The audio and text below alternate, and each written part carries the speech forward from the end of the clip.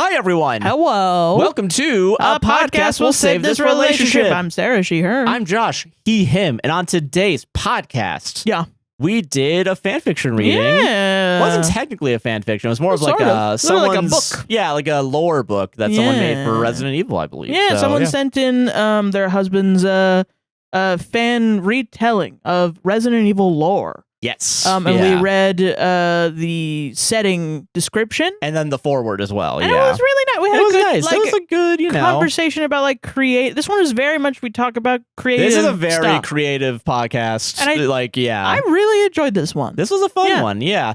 Read stories as usual. Everything's down in the description. Don't forget to like, comment, subscribe, hit the gosh darn bell, raise 5 stars on Apple and Spotify podcast. Patreon, we do have a 25% sale going on the week of this podcast, so do check that out. First, get 25% off your first month or first year. APWSTR on that website. Buy me coffee. APWSTR on there as well. APWSTR.dashfree or dashfree.apwstr.com. We also have a sale going on our merch store.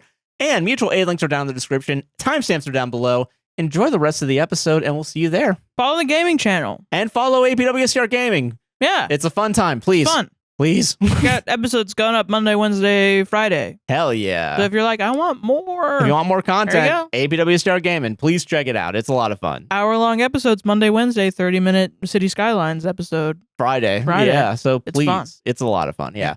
Enjoy this episode, and we'll see you there. Bye-bye.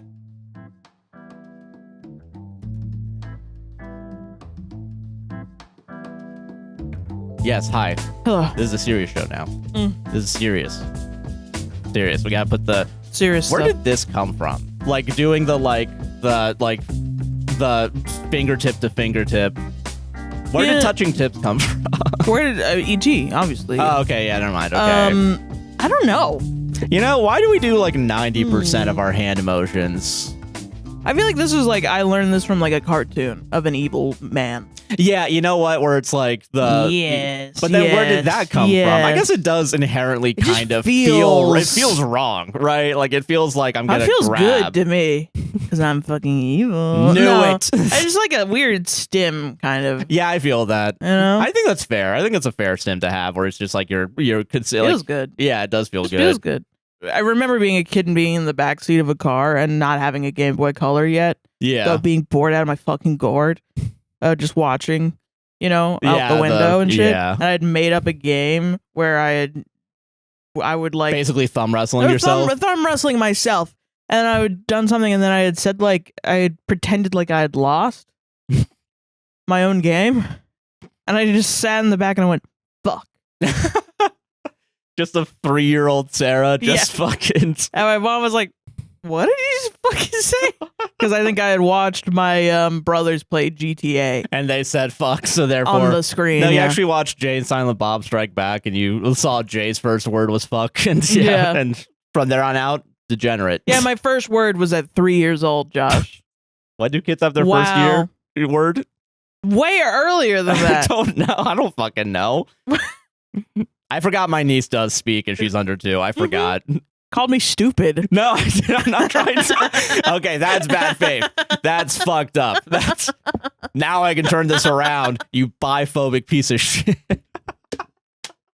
During Pride Month. It's still Pride Month when this episode comes out, and we're recording. So somebody made a thing online that was like, someone was like, can we please determine what's the difference between a pansexual and a bisexual? Which I'm sick and tired of this debate. I don't give a shit. I couldn't care less. Like most pansexuals, when are you guys gonna team up and care less? When are you guys gonna team up and motherfucker? Exactly. Yeah, come on. Legitimately. That line is so good. It's so good. It's such a good line. Gonna team up and motherfucker. Yeah. Anyway, they made an image that was pansexuals grow from the ceiling, bisexuals grow from the ground. And they made a stalagmite, but it's of the pansexual flag and the bisexual flag. There we go. Yeah. I bet 90% of those questions online that are like, what's the difference? Yeah. Are from people that are not queer. I agree. It's June, I want internet points. Yeah, I want to I want to seem like I'm hip with the kids. So how do I? I want to just pull the wool over a bunch of well-meaning queer people. Hey guys, I'm the PR manager for Target. I just need to come in and check real quick. What is the difference between pans and buys? Just real quick. Yeah, like next. Hold on. Just like Target getting into the wrong side of the pansexual versus bisexual discourse. Oh, pans are the ones that are annoying and buys are the stupid ones, right? Yeah, accidentally making like really homophobic merch. Wait, they're both. I'm a dumb bisexual. I'm a dumb pansexual. Yeah. I'm with stupid and I'm with annoying. Okay, Jesus. This is we're getting. I didn't know you were bisexual. I said I find bisexuals annoying and I find pansexuals dumb. Yeah, and guess what? You're gonna deal with that the rest of your life now. I guess so. And for the rest of however long the internet exists for. And ironically, that's fucking annoying. But whatever. Yes. And it was a dumb decision I made to say that. Anyway. Apology with tears right now. Apology with tears. It's fucking Purple Week. It's Purple Week, which it's your coincides with one of the worst weeks I've had in a while. And the schedule is like, you still gotta do work, Sarah. You still gotta do work. You gotta carry the first half. Yeah. The second you told me you were having a bad week, I did say, do you want me to watch a movie? But then I was like, no, that's gonna make my week worse. I'm so sorry. You watching a movie it's not gonna be like a good movie. I do need to do a Josh mansplain. I think that's my next week is gonna be either a surprise for you because what is it? I don't want you looking up images I'm gonna send you. Oh, Jesus. But I got to do a Josh Mansplain speed run of movies that everyone's recommended to me that I feel like in my heart I don't have enough to make worth an hour. So you're gonna smush it all into one. I'm gonna smush it all into one, and you're gonna like it. But no, yeah, it's Purple Week. It's Purple Week. There's a lot of good fan fictions sent in. Some of them aren't fan fictions, which I said was okay because I just like reading stuff. The one we're gonna do today, because all the other ones require me like to read them beforehand, I think, just make sure that like one of them came in, they didn't have a trigger warning, so I'm like, I have to read it to see if that's true. Yeah, just double check. Yeah. And there's like another one that I don't know. It's more of like an essay. Yeah, and it's like based on an anime I don't know. And also, I feel like like you literally are on a video podcast. You're just taking someone's essay and turning it to a video essay without like. Well, they gave me permission. I mean, yeah, but it is kind of like it's. I don't know. Is it weird to like just read someone's essay? I mean, they gave you permission. Yeah, I guess it's all right. Okay, well, I'm not gonna worry about that because I'm gonna do that in a second. Oh, okay, all right. Which is cool. But no, I mean, it's like I think we're more equipped to talk about story-based stuff. Yeah. So I think when they said it's not fan fiction, I didn't realize they meant it's an article. I thought they meant like, oh, it's not fan fiction. It's like an original story. And I was like, oh, great. Oh, sweet. Hell yeah. That's awesome. Fine, yeah. I would love to read that. Just waiting for the day a script sent in and I can be like, finally. Yeah, that's like the perfect that's idea. The blend of world. Yeah. Send in your scripts. And just make sure I get a editing, at least a special thanks to in the movie credits. Yeah, exactly. But this one is it's a Resident Evil retelling. And I think it's the original like story of Resident Evil. There's not really a change, but it's written in the voice of the person that wrote this book, which it was sent in on behalf of their wife. The wife sent it in on behalf of her husband. Oh, okay. Who is a professor and wrote it up. Okay. Yeah, and it's like a passion project for him. Fair. Yeah. All right, I'm excited for that then. Is it like another one of those one chapter things or like we might have to read a bit more. Okay. Because there's foreword. There's more podcasts to do. Oh no. There's Genuinely, more watch. No. There's more watch time we're gonna get, and therefore more revenue. More editing time, I guess. I mean, that's true. Oh, fuck. That's what I'm saying. Yeah. I'm fine. I'm genuinely fine, actually. But yeah, let's read through this. Yeah. This is sent in by the Professor B. Ooh. He, him. Trigger warnings, gore, violence, weapon use, including guns.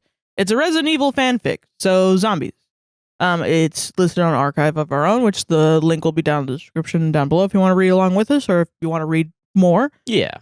Extra notes, I messaged on Patreon to check if it was okay to submit on my behalf to my husband, so I'm sorry if it isn't. It is absolutely okay. I get if you'd prefer not to. No hard feelings at all. He has this idea in his head for years and finally decided to write it. It's his very first fan fiction. Never too late to start writing fanfic, kids. He is actually a professor for his day job, so academic writing is his expertise, but he loves creative writing too, and thus his jump back into doing it for fun. Thank you so much for this segment. In any case, the beginning of the story content is one page establishing the setting, and then the narrative fully begins. Gotcha. Okay. So there's a foreword, and then there's like the setting, and then the narrative. Gotcha. Okay. So I'm trying to decide if we should read the foreword, or if you can read it maybe at home. Because I think that is like 3 things is a bit much, because usually I read like 1 chapter. Yeah, I get what you mean. I will say the foreword, do you think, have you already read this? Let's start there. Have you read the foreword? Okay. I'm just putting my faith into this person. That being said, I do want to say from a little, what is it? Yeah, this chapter is meant to be an intro chapter to the story of Outbreak and the setting of Raccoon City. All right. I'm fine. I'm ready for that. I am interested in this too because the Resident Evil movie is one that I'm excited for. And I know for a fact because Zach Kreger was like, yeah, it's not based on like the lore of the games, and everyone lost their fucking mind. Yeah. Which I think like the lore of the games are interesting. I do think it is fine though for Zach Kreger to kind of do his own thing and try to emulate the tone of the games. Yeah. So I'm interested to see this, and also I think interesting for people to, I guess, argue in the comments of whether or not that's a good decision, you know? Yeah. Well, I mean, I think it's hard. That's a hard decision, you know? Yeah. Because it is like, you have to modernize it, but then also you have to, because otherwise you're just rehashing an old story. Yeah.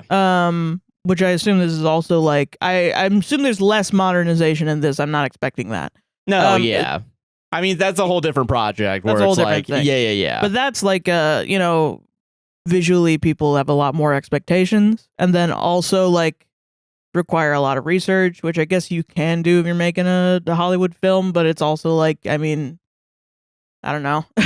I think I would rather Zach Kreger do something he feels comfortable doing. Yeah, that's fair.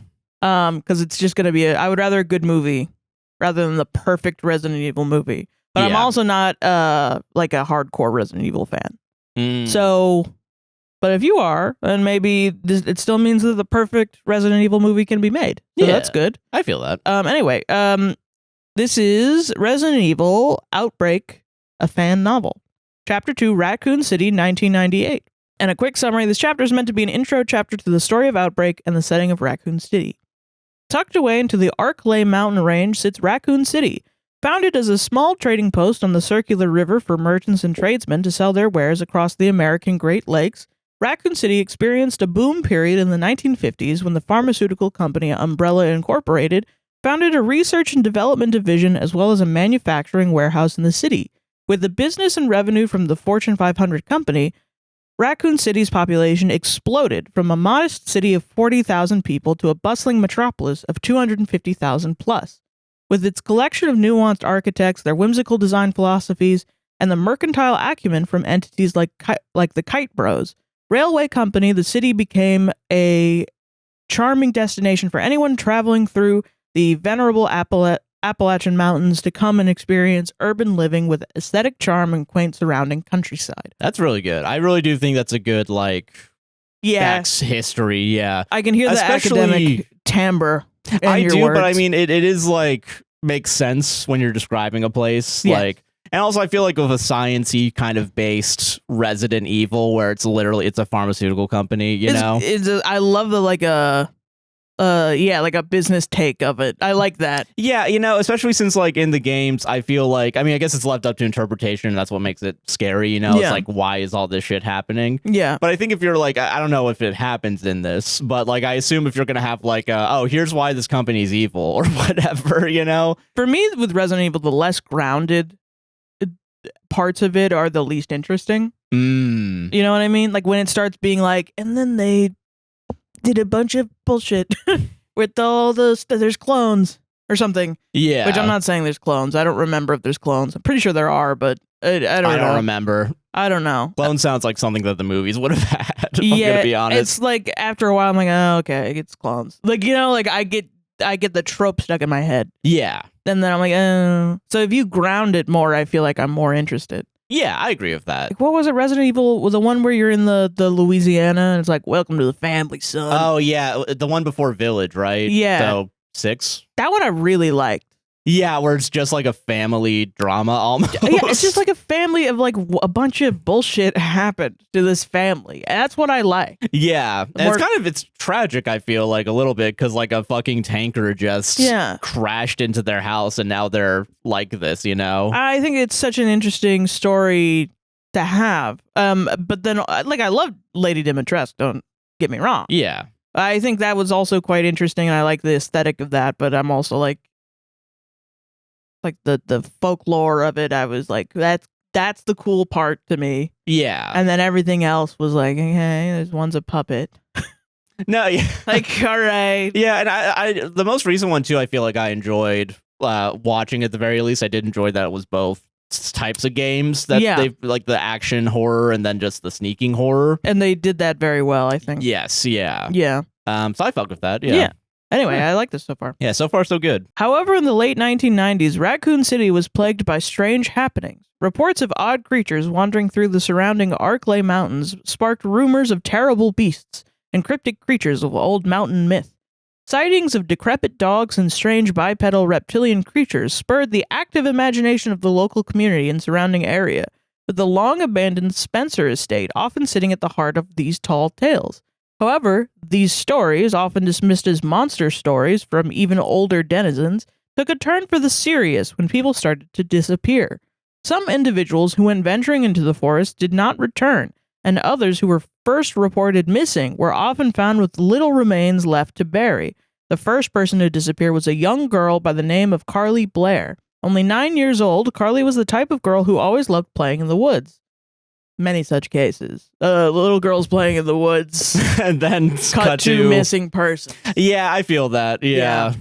Very, it is classic horror too. And I feel like, what is it? We were watching, I think I was watching, because it wasn't the Big Joel video, because that was about racist kids, but like. Yeah, true. Oh, no, it was, because they were talking about how kids can be scary, right? Yeah. Like, because of like the innocence of it. Yeah. I do think in very small quantities, I think, using taking the advantage that is what happens to an innocent child in a horrific world. Yeah.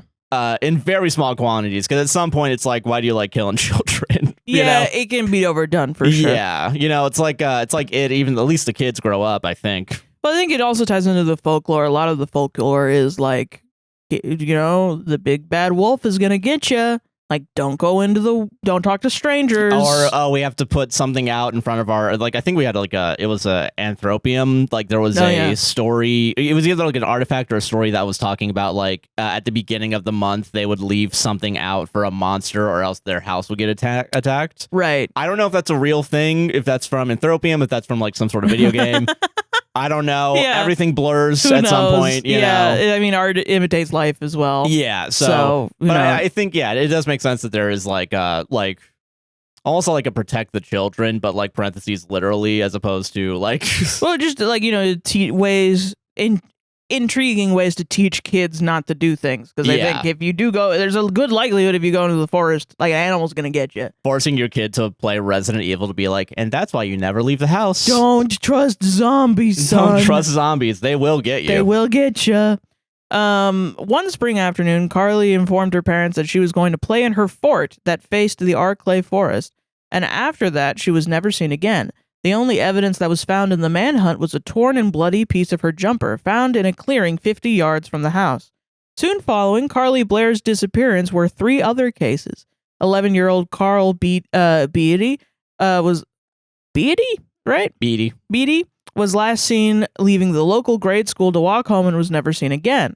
Soon after, Carl was an elderly woman named Chanel Heatherton, an old woman who lived on the outskirts of town. Chanel was reported missing when she failed to answer a phone call from her son. An avid gardener, her son had worried she had had a heart attack while tending to her flowers and rushed to her home. When he arrived, all that was found was a war-torn garden, trampled and dead, with blood and sinew covering the white-petaled flowers that Chanel adored. Damn, dude. I will say, I know this is a good story because I'm only going to nitpick, like, comma placement. Yeah. I do think there's a little bit of confusion because I could hear in, like, your, what is it? My tone of voice. Yeah, where it's like an old woman who lived on the outskirts of town, comma, Chanel, comma, again. I don't think that comma should be there, right? Isn't that Oxford comma, though? No, Oxford comma is usually, if I'm not mistaken, and correct me if I'm wrong, audience, it's like when you're listing things out where it's like, first I did blank, comma, blank, comma, and blank. Whereas usually some people do blank, comma, blank and blank. Yeah. Okay. I feel like the Oxford comma is supposed to separate the two ideas or the two nouns from each other, because then it could be seen as like the two nouns are actually just one whole thing. Yeah. Which kind of, depending on what it is, especially if you have other things in your list that are like blank and blank, comma, blank. Yeah. Well, this I think is more close to a very, very short parenthetical.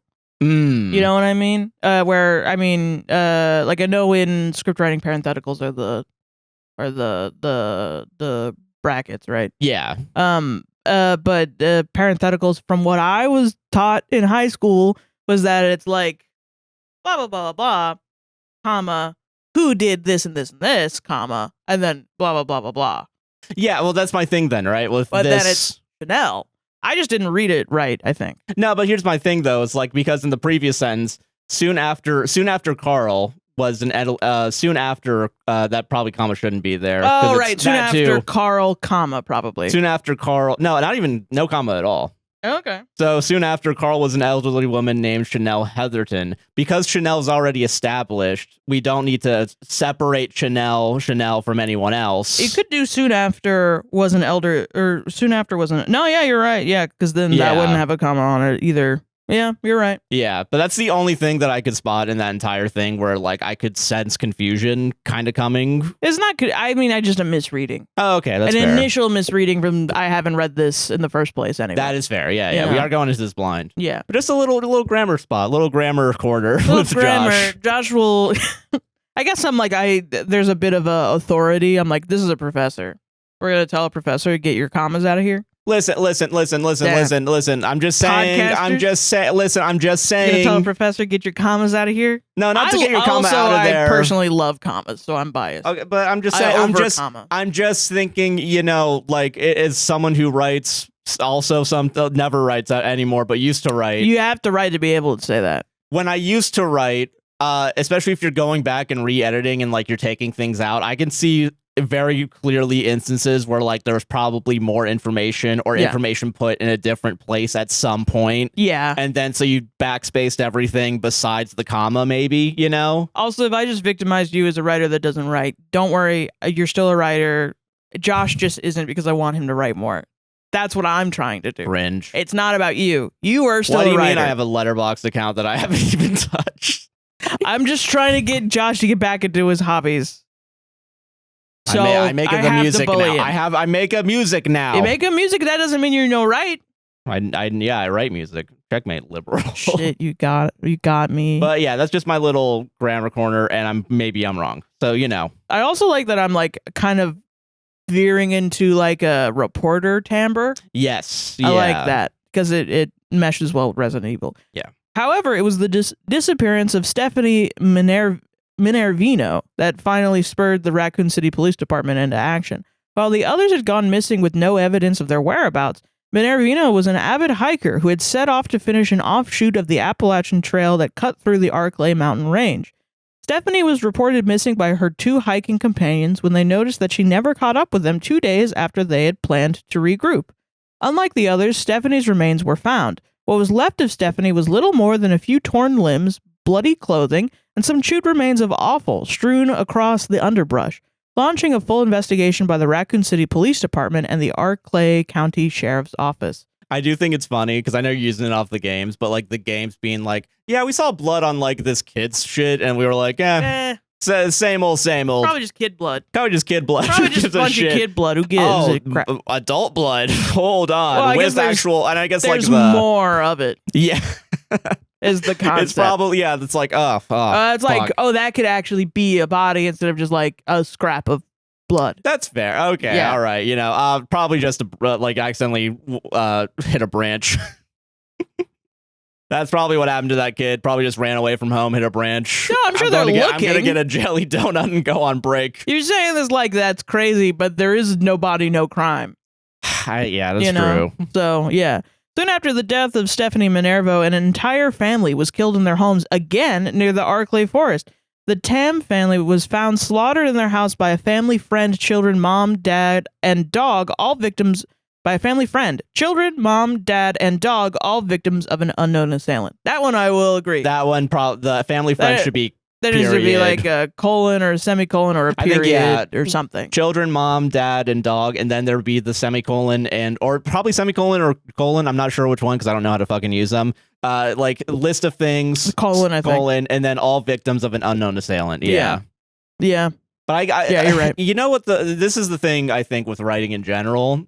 As someone who used to write, as someone who texts, how about that? Fuck you. As someone who texts and has to contact people in general, I do run-on sentences is such an easy like pitfall to go into. Which there haven't been run-on sentences in here, because I think it maybe at some point there was a run-off sentence. Then we went back and like put periods there and separated sentences. Yeah.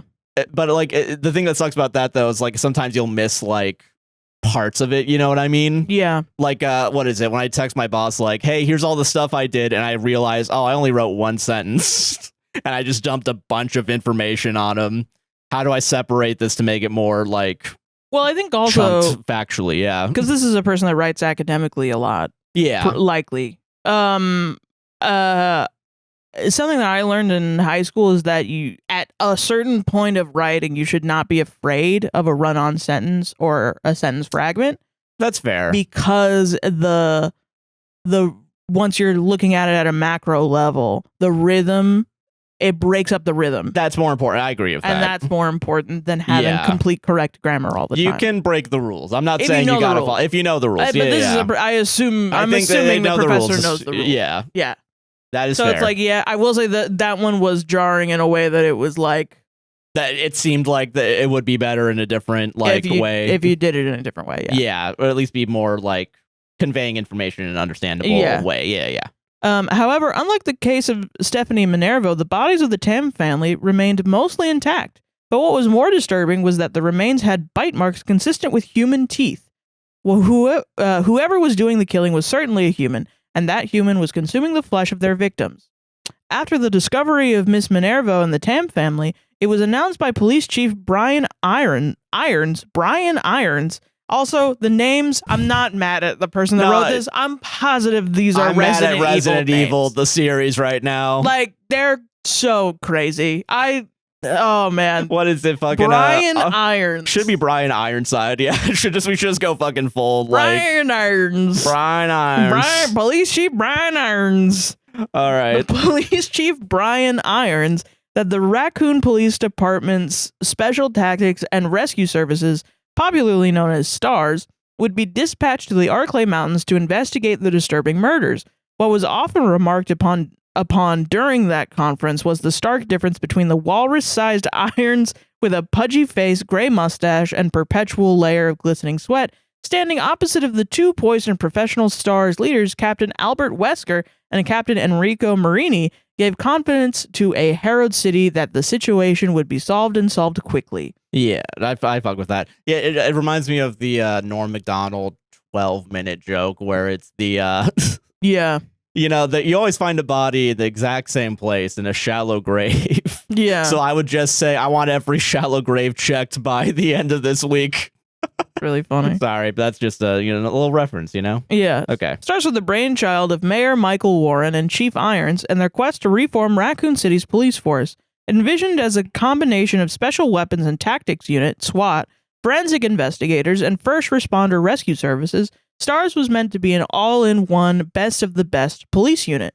Formed in 1996 under the guidance of, at the time, newcomer Albert Wesker and seasoned RPD and SWAT member Enrico Marini, The STARS unit had proven to be an effective police force with successful missions to search and rescue lost hikers in the Arklay Forest, stop bank robbers, okay, and even deal with a South American cocaine cartel. That's a pretty wide range. I know it's not the writer, so just this is on Resident Evil. Yeah, once it's again, like at some point it's like, what's happening? Oh, so you're cops. You're cops. It's kind of like you know, we have to call the firefighters because they have a ladder. Yeah, or it's like, you know, firefighters. The cat's in the tree. We gotta call the firefighters because they have a ladder. They were the best of the firefighters. They would rescue cats, save people from burning buildings, and do charity events. Yeah, and you know, honestly, on that one, it's with some water. To be fair, yeah, the charity event probably is the thing that separates the best of the best from everyone else. Yeah. STARS was known throughout the city as the unit that got the job done. However, what soon followed the deployment of Bravo Team and soon after Alpha Team was something that would shake Raccoon City to its very core. In the early morning hours of July 25th, 1998, a loud explosion was heard from the city with a mushroom cloud that could be seen from the city outskirts. Of the 12-member STARS unit and pilot Kevin Dooley that was deployed to the Arklay Mountains, only 5 returned. Joseph Frost, Richard Eichen, Edward Dewey, Kevin Dooley, Forrest Spire, Kenneth J. Sullivan, and Captains Albert Wesker and Enrico Marini were reported dead. Pilot Brad Vickers, Jill Valentine, Chris Redfield, Barry Burden, and rookie Rebecca Chambers survived the encounter. All right, okay. I recognize all these names too, which makes sense with the Yeah, I do. Soon following the STARS return was a whirlwind of press and conflicting accounts of the event. The survivors of the encounter had claimed that Umbrella Inc. had created a hidden research facility in the mansion and was using it to create biological weapons. Captain Albert Wesker was accused of colluding with the Umbrella Corporation, which contributed to the deaths of several of their members. The police department, led by Chief Brian Irons, did not support the STARS members, though.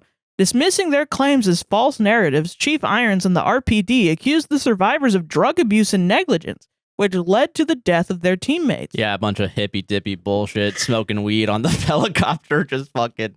Let's just fucking make up some Let's just shit. make up some crazy shit, dude. I fucking hated that guy. Not like anyone saw the giant fucking mushroom bomb That explosion was nothing. That in the was middle nothing. of the city. You mean that thing that you always see at nuclear sites?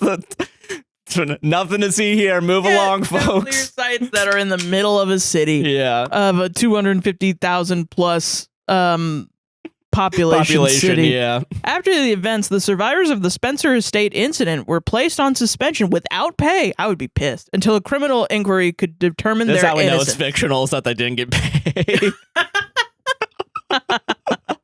That's ridiculous, dude. Pointing at the one like RPD cop that like shot an innocent bystander and being like, listen, that was put on paid leave. Yeah. What the fuck? What the fuck? That's they crazy. went too far this time. I tried to stop an explosion and I survived. Your pension's gonna be fucked now. They shot someone. The current date is September 24th, 1998. In the interim between the Spencer Estate incident and today was a tense atmosphere that was the undercurrent today Raccoon City living. The Spencer Estate was the talk of the news cycle as well as the water cooler discussions of the local population. What really happened in the Arklay Mountains? Were the STARS survivors responsible? Did someone see Chris Redfield the other day at a local coffee shop? What's he up to? What's his story? What's his story? All were questions that were passed around willingly to all who kept in touch with the local news. However, by the time mid-September rolled around, even those events were starting to fade away into obscurity, as were the deaths that had plagued the late spring and early summer months. With a cold nip in the air, a chilling reminder of fall's approach, people had turned their conversation to new reports of homeless attacks in the city. The most recent of these attacks came during a matchup between the American football teams, the Raccoon City Sharks, and the Old Court Thunders. The attack from an individual who stormed the field turned into a full-blown riot as more assailants joined the fray to overwhelm the Warren Stadium security and force the match to be abandoned. Now, late into the evening, the denizens of Raccoon City return to their homes or step out to enjoy the city nightlife after a long and eventful summer. Nice. I do enjoy that. That was I do still think very well written, and I like how we're getting the information conveyed to us. So, problem. Oh, yeah? Click on the next chapter. Oh, that is pretty long. This is so long. I don't think we can do another reasonably chapter. Yeah. So I think Are you looking for the first break? Yeah, because I think, that one's pretty far down, too. It's halfway through the page. Well, I can still talk about this first, like, setting up your story, right? If anything, I'm down to keep reading it if they allow us to. That is fair. I agree with that. Yeah, because I thought it was great. I think it was really good. Something I really want to give kudos to is, like, the little details that you don't get in, like, the video games. I enjoy, like, expounding upon them, especially the idea of, like, oh, we're all just kind of moving on from this. Yeah. You know, where it's like this horrific thing has become a part of our daily lives. And it's like, oh, you talk about the water cooler. Yeah. Oh, fucking, there's that one guy that probably killed someone. Chris Redfield? That Chris Redfield? Who the fuck is that guy? Who is that? That is, yeah. You know, like, that is like, and then, like, you know, as a couple months pass, it's like, no one gives as much of a shit anymore, you know? I think that's interesting because it is something jarring that I always find in between the games, which they do usually find a way to patch up. Yeah. As the, like, afterwards, you know, once you beat the games. I haven't played any Resident Evil. I have some, but I haven't played any. But I've only watched people play, Yeah, I usually watch the Scary Game Squad do them. I've just watched, Resident Evil movie, parentheses, all cutscenes, no voiceover, like... Yeah. Yeah. But that's usually like what I'll watch, and so I know like a bit of the story. I don't know a ton of it, but they usually like by the end of them will say like, oh, and then this is why nobody knows about it. But it always feels like in the moment, what the fuck? What the hell? Yeah, this was such a big deal to me for the past days of me playing this game, and now nobody in the universe fucking gives a fuck. cares. Yeah. Like everyone just moved on. Kind of reminds me of like weirdly Dead Rising, where it's like, oh yeah, zombies are just real. And nobody gives a shit. No one gives. They're in a mall. But it is Put very a wall up. Who cares? Who gives a shit? It's kind of realistic, honestly. It is like, especially like I know this like came out especially post-COVID. Post-COVID, but I mean, like the start, since the start of COVID, where it's kind of like, and I mean, even since like 2016, at least from an American perspective, and I'm sorry, everyone outside of America, I see you and I hear you. Don't worry. But you're annoyed. Yes. You're just as annoyed as I am. Don't worry. Yeah, I'm just as annoyed as you are.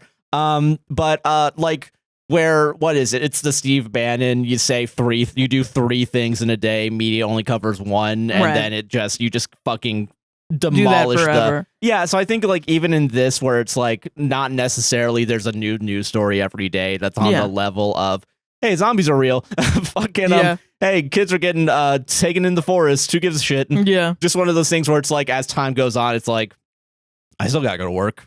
Yeah, I still gotta get groceries, which I like. I like that in a horror story. Yeah, I mean, again, apathy's the real villain. Yeah, but parentheses for real, for like Yes. Yeah. No, yes, for real. I think that's something that I do like about Resident Evil that doesn't get explored enough. Do you want to read the foreword, actually? Yeah, let's read the foreword. Yeah, fuck it. If we have time, why not? Fuck it. Yeah, I don't give a shit. Which I'm sorry that we couldn't get to the actual meat of the story. But I mean, still, like, this is a good, like, I'm intrigued. I would want to read more of it, you know? Yeah, for sure. But I wanted to read the foreword because I do like reading the forewords of books, and especially, like, more indie published books. Yeah. Hello, and thank you so much for reading my story. Before starting, I wanted to give a quick foreword to explain who I am, what this is, and why I am doing it. I am a 36-year-old college professor, and ever since I was a little kid, I enjoyed the Resident Evil series. I remember watching my uncle play it while I was a young boy in the late 90s. I was obsessed with reading the little blurb that used to exist in old PlayStation games, and when I got the opportunity, I would borrow the game from my neighbor. Of course, I played the games growing into an adolescent, and to this day, I still enjoy playing them. While the more recent games have sort of faded away from me, I will forever love the harrowing stories of the Spencer Mansion and the destruction of Raccoon City seen in Resident Evils 1, 2, and 3, as well as their subsequent remakes. Makes sense. Yeah, you know, like the stuff that we have as kids, you know, and that, like, as we grow up and we're, like, you know. We're seeing other Resident Evil fans that are older than me, like older millennial types. They'll usually be like, Raccoon City is the thing. Yeah. With Resident Evil. Like, I mean, there's some like 4, 5, I don't know a lot about. But I know a lot of people, like 4 is one, like, I know people a lot of people. Yeah. Yeah. But I know like 6. I mean, 6 came out, what, like 10 years ago, I think? Yeah, that was a big one, though, for me, where I was like, this is the scariest fucking game I've ever seen in my life, yeah. I know, like, 6 and 8 but I don't know even too much about 8 and then 9, just because it came out recently. No, yeah. But yeah. Yeah. However, one game series that I thoroughly enjoyed as a kid that I feel like never really got enough love was the Outbreak series. 2 games, Resident Evil Outbreak and Resident Evil Outbreak File 2, set during the events of Raccoon City. The game shows the Raccoon City destruction incident from the perspective of random citizens trying to survive the chaos during those cool autumn days. While the gameplay was somewhat lackluster, an earnest but flawed attempt at multiplayer gaming as well as the use of computer-controlled companions from a game ahead of its time in the early 2000s, Outbreak was one of the first games, or stories for that matter, in modern history that took zombie stories to the next level. Instead of telling the story of 2 to 3 sole survivors of great importance, this was just random people. A doctor, a waitress, a transit worker, and so forth, just trying to survive the hell that fell on Raccoon City. They were not here to take down Umbrella. They were not here to be the ones to make the big difference. They were just people. In many ways, Outbreak was a game series that crawled so that things like The Walking Dead could run. While the games remain canon, with characters like Alyssa Ashcroft appearing as a major element of the latest game, Resident Evil Requiem, they still fell somewhat into obscurity as Resident Evil 2, Resident Evil 3, and Resident Evil 4 received their remakes. I also agree that I think it's more interesting to watch the everyman deal with something completely out of their control. And honestly, I feel like Walking Dead, also not a huge fan of The Walking Dead. I liked the first episode. Yeah. But then nearly immediately after, it became, these are the survivors. Yeah. Which I was like, okay. Which I will say, with The Walking Dead, are you talking about the game or the TV show too? No, the TV show. TV show, yeah. I will say with the TV show, at least by the end of the first season, they did kill the idea of like, oh, they're going to fix everything. Like, these are just people living in a post-zombie world and like this one group of people trying to survive. And they're not really like super powered or anything. But then it's like you kind of, there's a dissonance then, because then once you get to like season 7 or something of The Walking Dead, it's like, all right. Yeah. Okay. At this point, I feel like most people would have passed away in the zombie apocalypse. So there is something kind of superhuman about people that have survived to this point, you know? That's true. Maybe it's more, because I mean, would you say that you enjoy The Last of Us more in that way then? Like, I think it's quite similar. Quite similar? Okay. I mean, honestly, I think that's also kind of a common point that Joel maybe is the least superpowered, but like Ellie's crazy. Yeah, literally is supposed to be the savior of everybody. Of humanity, and so is the Abby as well. Like, Abby is not the savior of humanity, but is like strong as fuck for some reason. Yeah, and able to, insanely strong. Like, I mean, a lot of that is a part of that in The Last of Us. That's fair, yeah. And it's like there is always an element of some sort of supernatural thing.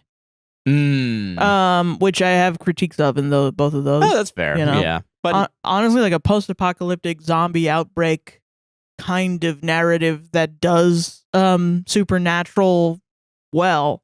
Weirdly enough, Fallout 76, where they take the Scorched and they make them kind of like zombies. Interesting. Yeah.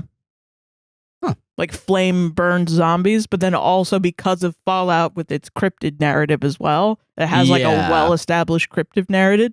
So that is existing in the background also. Yeah. And I think that's a better concept of like human beings disappeared for a bit. Yeah. And all the cryptids came out to play. All right, I get that. And now we're back. Now there's zombies. And also there are cryptids. Yeah. That I think is cool, rather than like the human beings are you have to become Superman to exist. To survive, yeah. And survive and be worthy of a story worth telling. I think that's wild. Okay, that's fair. Considering the nature of the game, there are also a lot of questions surrounding the canon of the series. Who is alive, who is dead, and what is their place in the story of Resident Evil? This is why I decided to create an account and attempt to write a satisfying story that takes the canon of the events and shuffles them into a narrative that is coherent and follows the survivors from their first encounter at Jack's bar to fleeing the city either through helicopter or truck. I do not have any desire to make money off of this or to attempt to canonize it by sending it off to some random person to scrutinize and stamp it into existence as from a pocketbook press. Plus, most of my job is writing long-form nonfiction, so the idea of a novel without the commitments of novelization is appealing to me. Hence why I wrote it and put it on AO3 for people to read and enjoy. Also, I thoroughly love the game, so I want to try to add something fun for others like me to enjoy. The idea would be to give fans of the game series a satisfying, canonically adjacent retelling of the story, and for those who just want a fun read, some enjoyable bathroom reading material. Fair. No, I fuck with that. That's so fucking That's epic. real. Yeah, no, I feel like that's like, it's like, listen, I'm not here to reinvent the wheel. Yeah. This is my own wheel that is similar to the wheel that I think I would enjoy reading if see in the world of this game. Yeah. That's an aspect of creativity I fucking love. Yeah. It's just like, I'm not trying to make God's gift to gaming. I'm just going to write something that I think would be cool. I'm not trying to fucking paint the Mona Lisa. I'm trying to have fun. And I want other people to have fun. Yeah. And I know if I make something and I have fun doing it, you're going to have fun looking at it. Yeah. So at least someone out there is going to have fun if I'm having fun. Yeah. Yeah. Yeah. And I think it's great. Yeah. There's no bullshit on art for the sake of creating art. Creating art for the sake of creating art. Always going to champion. I think maybe my favorite stuff that the internet, it's one of the few reasons I'm still on the internet. Yeah. Just because otherwise everything costs money. Yeah, true. And will continue to cost money. And I think we need to keep these spaces open. I do feel the need to note, due to the platform, that unfortunately this will not contain any spicy scenes or scenes that stray too far outside of the narrative.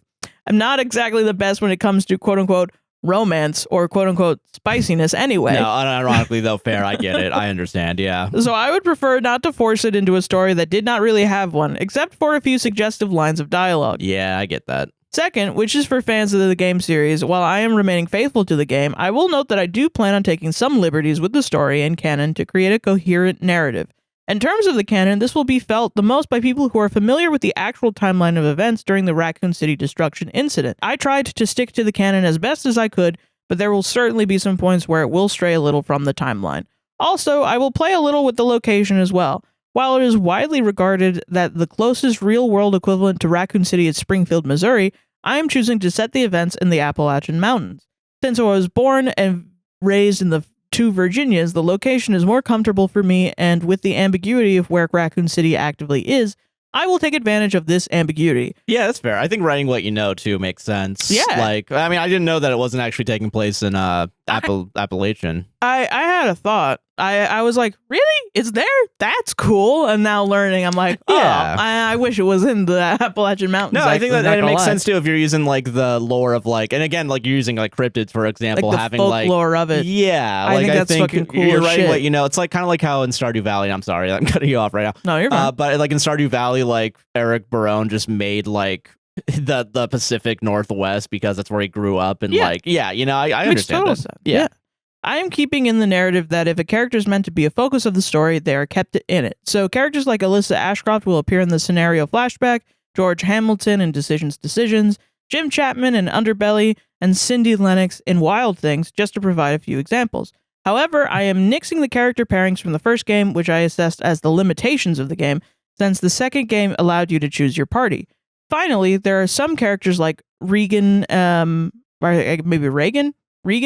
I don't know. Regan and Lucy Mallet, or Malay, Officer Dorian and Officer Rita Phillips, and so forth, whose ultimate fate is uncertain. For characters like this, I will be taking liberties using what I know about the mythos of the Resident Evil games, as well as the likelihood they would have survived to make a judgment call on their fate. I also do plan to take some minor liberties with the story itself, where I feel the canon as written interferes with creating a clear and coherent narrative. However, I promise that these will be as minimally present as possible. Once again, this is meant to provide a canonical adjacent companion to the game series and offer some finality to the fate of those who appeared in Outbreak, as well as connecting it better to the official canon. With that said, thank you all so much for taking the time to read my little story. I hope you enjoy it, and I am happy to hear what you have to say. Nice, yeah. Hell yeah. I fuck with that, yeah. So far, I mean, I'm excited. I think next Purple Week, I'm going to read at least the first chapter, yeah. Maybe the first half. I feel that. Yeah. I do think there's an interesting story here, and I think you are using the the narrative that's already established. But you know, like all narratives, there's always going to be like, you know, things that you might personally want to know about. Yeah. And so you're going ahead and you're like, okay, here's what I think could have happened. You know what I mean? I'm excited to see how the tone of your writing changes. True, yeah. That's what I'm really excited for. I want to see, what are the suggestive dialogue? How do you, I want to know. I love the concept of like people that are more technical. Yeah. Switching into a more creative aspect. Because I think you have a real chance to make something really, really good. Yeah, I agree 100%. Yeah. Yeah. I don't know. I fuck with it. I'm glad you wrote this. Yeah. Yeah, I'm excited. Yeah, anyway, and that's next Purple Week, so 2 weeks from now. Next Purple Week. Hell look out for it. And if you want to read this, read it more, if you can't possibly wait, then it's in the link down in the below. Description. Yeah, you can read. Yeah. And if you want to send in your fan fiction, you can subscribe to their Patreon. Patreon.com, WSTR. This week we're doing 25% off. Hell Woo! Yeah. First month and first year. Yeah, you could go into the Patreon down below and subscribe. There's a free trial for $1 and $3 tiers for the first 7 days. And then you can pop in, send in your fan fiction, and pop back out. I don't care. That's fine. I don't need money. It's all right. I do need money to live. Yeah, don't. I mean, whoa. I don't care if that's what you're doing. If you feel bad about it, don't feel bad. Don't feel bad about it. Yeah. Yeah, go ahead and do that and pop it in and then pop back out. I'll still read it. Yeah. Not a big deal. I feel Yeah, and that's it. Do you want to go to ads? Yeah, and we'll talk more about the Patreon there. So be right back. Woo! Welcome to the ad break. Hey, are you enjoying this podcast so far? You know I am. Then you better like, comment, subscribe, hype, share, rate us 5 stars on Apple and Spotify podcasts. Keep on just enjoy the podcast. If you're just you listening is helpful and support enough, and we thank you for listening. Bah. But if you want to support the podcast financially, there are a couple ways to do it. I will start off this week with buymecoffee.com/APWSTR. $3 a coffee. You can send as many coffees as you like. It's a nice little way to one-time tip, and you can leave a message as long as it's not racist, homophobic, or transphobic, or too much personal information. Yeah. We don't have any this week. We don't have any this week, but we would read them if they. We would read them. This is where my trophy would be if I had one. Yeah. Fucking Dinkelberg. Yeah. Oh yeah. But no, yeah. So, but again, buymecoffee.com, APWSTR, if you want support on a one-time basis. If you want support on a monthly or yearly basis, you can go over to patreon.com/APWSTR. Yeah. The week this podcast comes out, we're doing a 25% sale for the entire week from Tuesday, the 30th to the 7th of July. Oh. Yeah. So it'll be 1 week. Since you looked at me. Yeah. 1 week, it'll be 25% off your first month or year. It's 135. 1 week. 1 week. I think the code's summer 26. Yeah, never mind. It's written. It'll be on the page. We're not hiding it.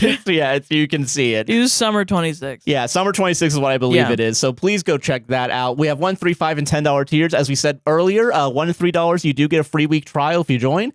And $5 and $10 tiers, you do not get a free trial, but you do get your name added to the end of the podcast in the video, as well as in the description of the podcast. Ad-free releases, exclusive content. We do mind melds, which is a fun little game we do. Our warm-ups are usually put up. Yeah. And we have a Discord as well. Mm-hmm. Very nice community. Very chill. Yeah, super chill. And yeah, again, for as little as $1 a month, patreon.com/APWSTR, you can enjoy all these nice perks. Yeah.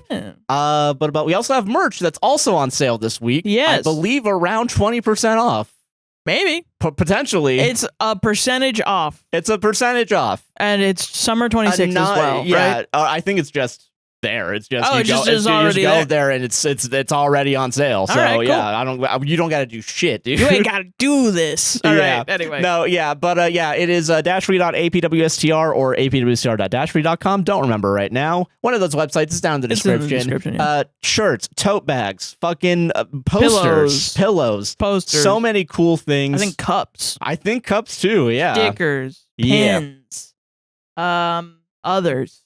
There are phone cases, maybe. I don't remember if they're on there, but lots of stuff. Yeah, there's a lot of good stuff on there. Stuff. Yeah, Sarah's made some wonderful designs from Josh Mansplain, so please go check it out.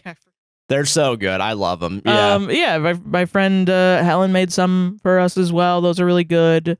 A lot of people buy them in sticker form. They're really dope. Yeah, a lot of people have stickers. So someone in my stream talked about how they have the one where it's you with the middle fingers, and they're I forget that I go out in public and it's just me flipping everyone off. Hell yeah. So you just want a gremlin from the Gremlins. Yeah. Yeah, gremlin hours. Yeah. Good stuff. Yeah. Good stuff. But yeah, that'll be down below in the description as well. We also have mutual aid links. You want to talk about that, Sarah? Yeah, Palestine, Congo, Sudan, of course, down in the description down below. I believe there was an earthquake in Venezuela, but Venezuela government is blocking aid.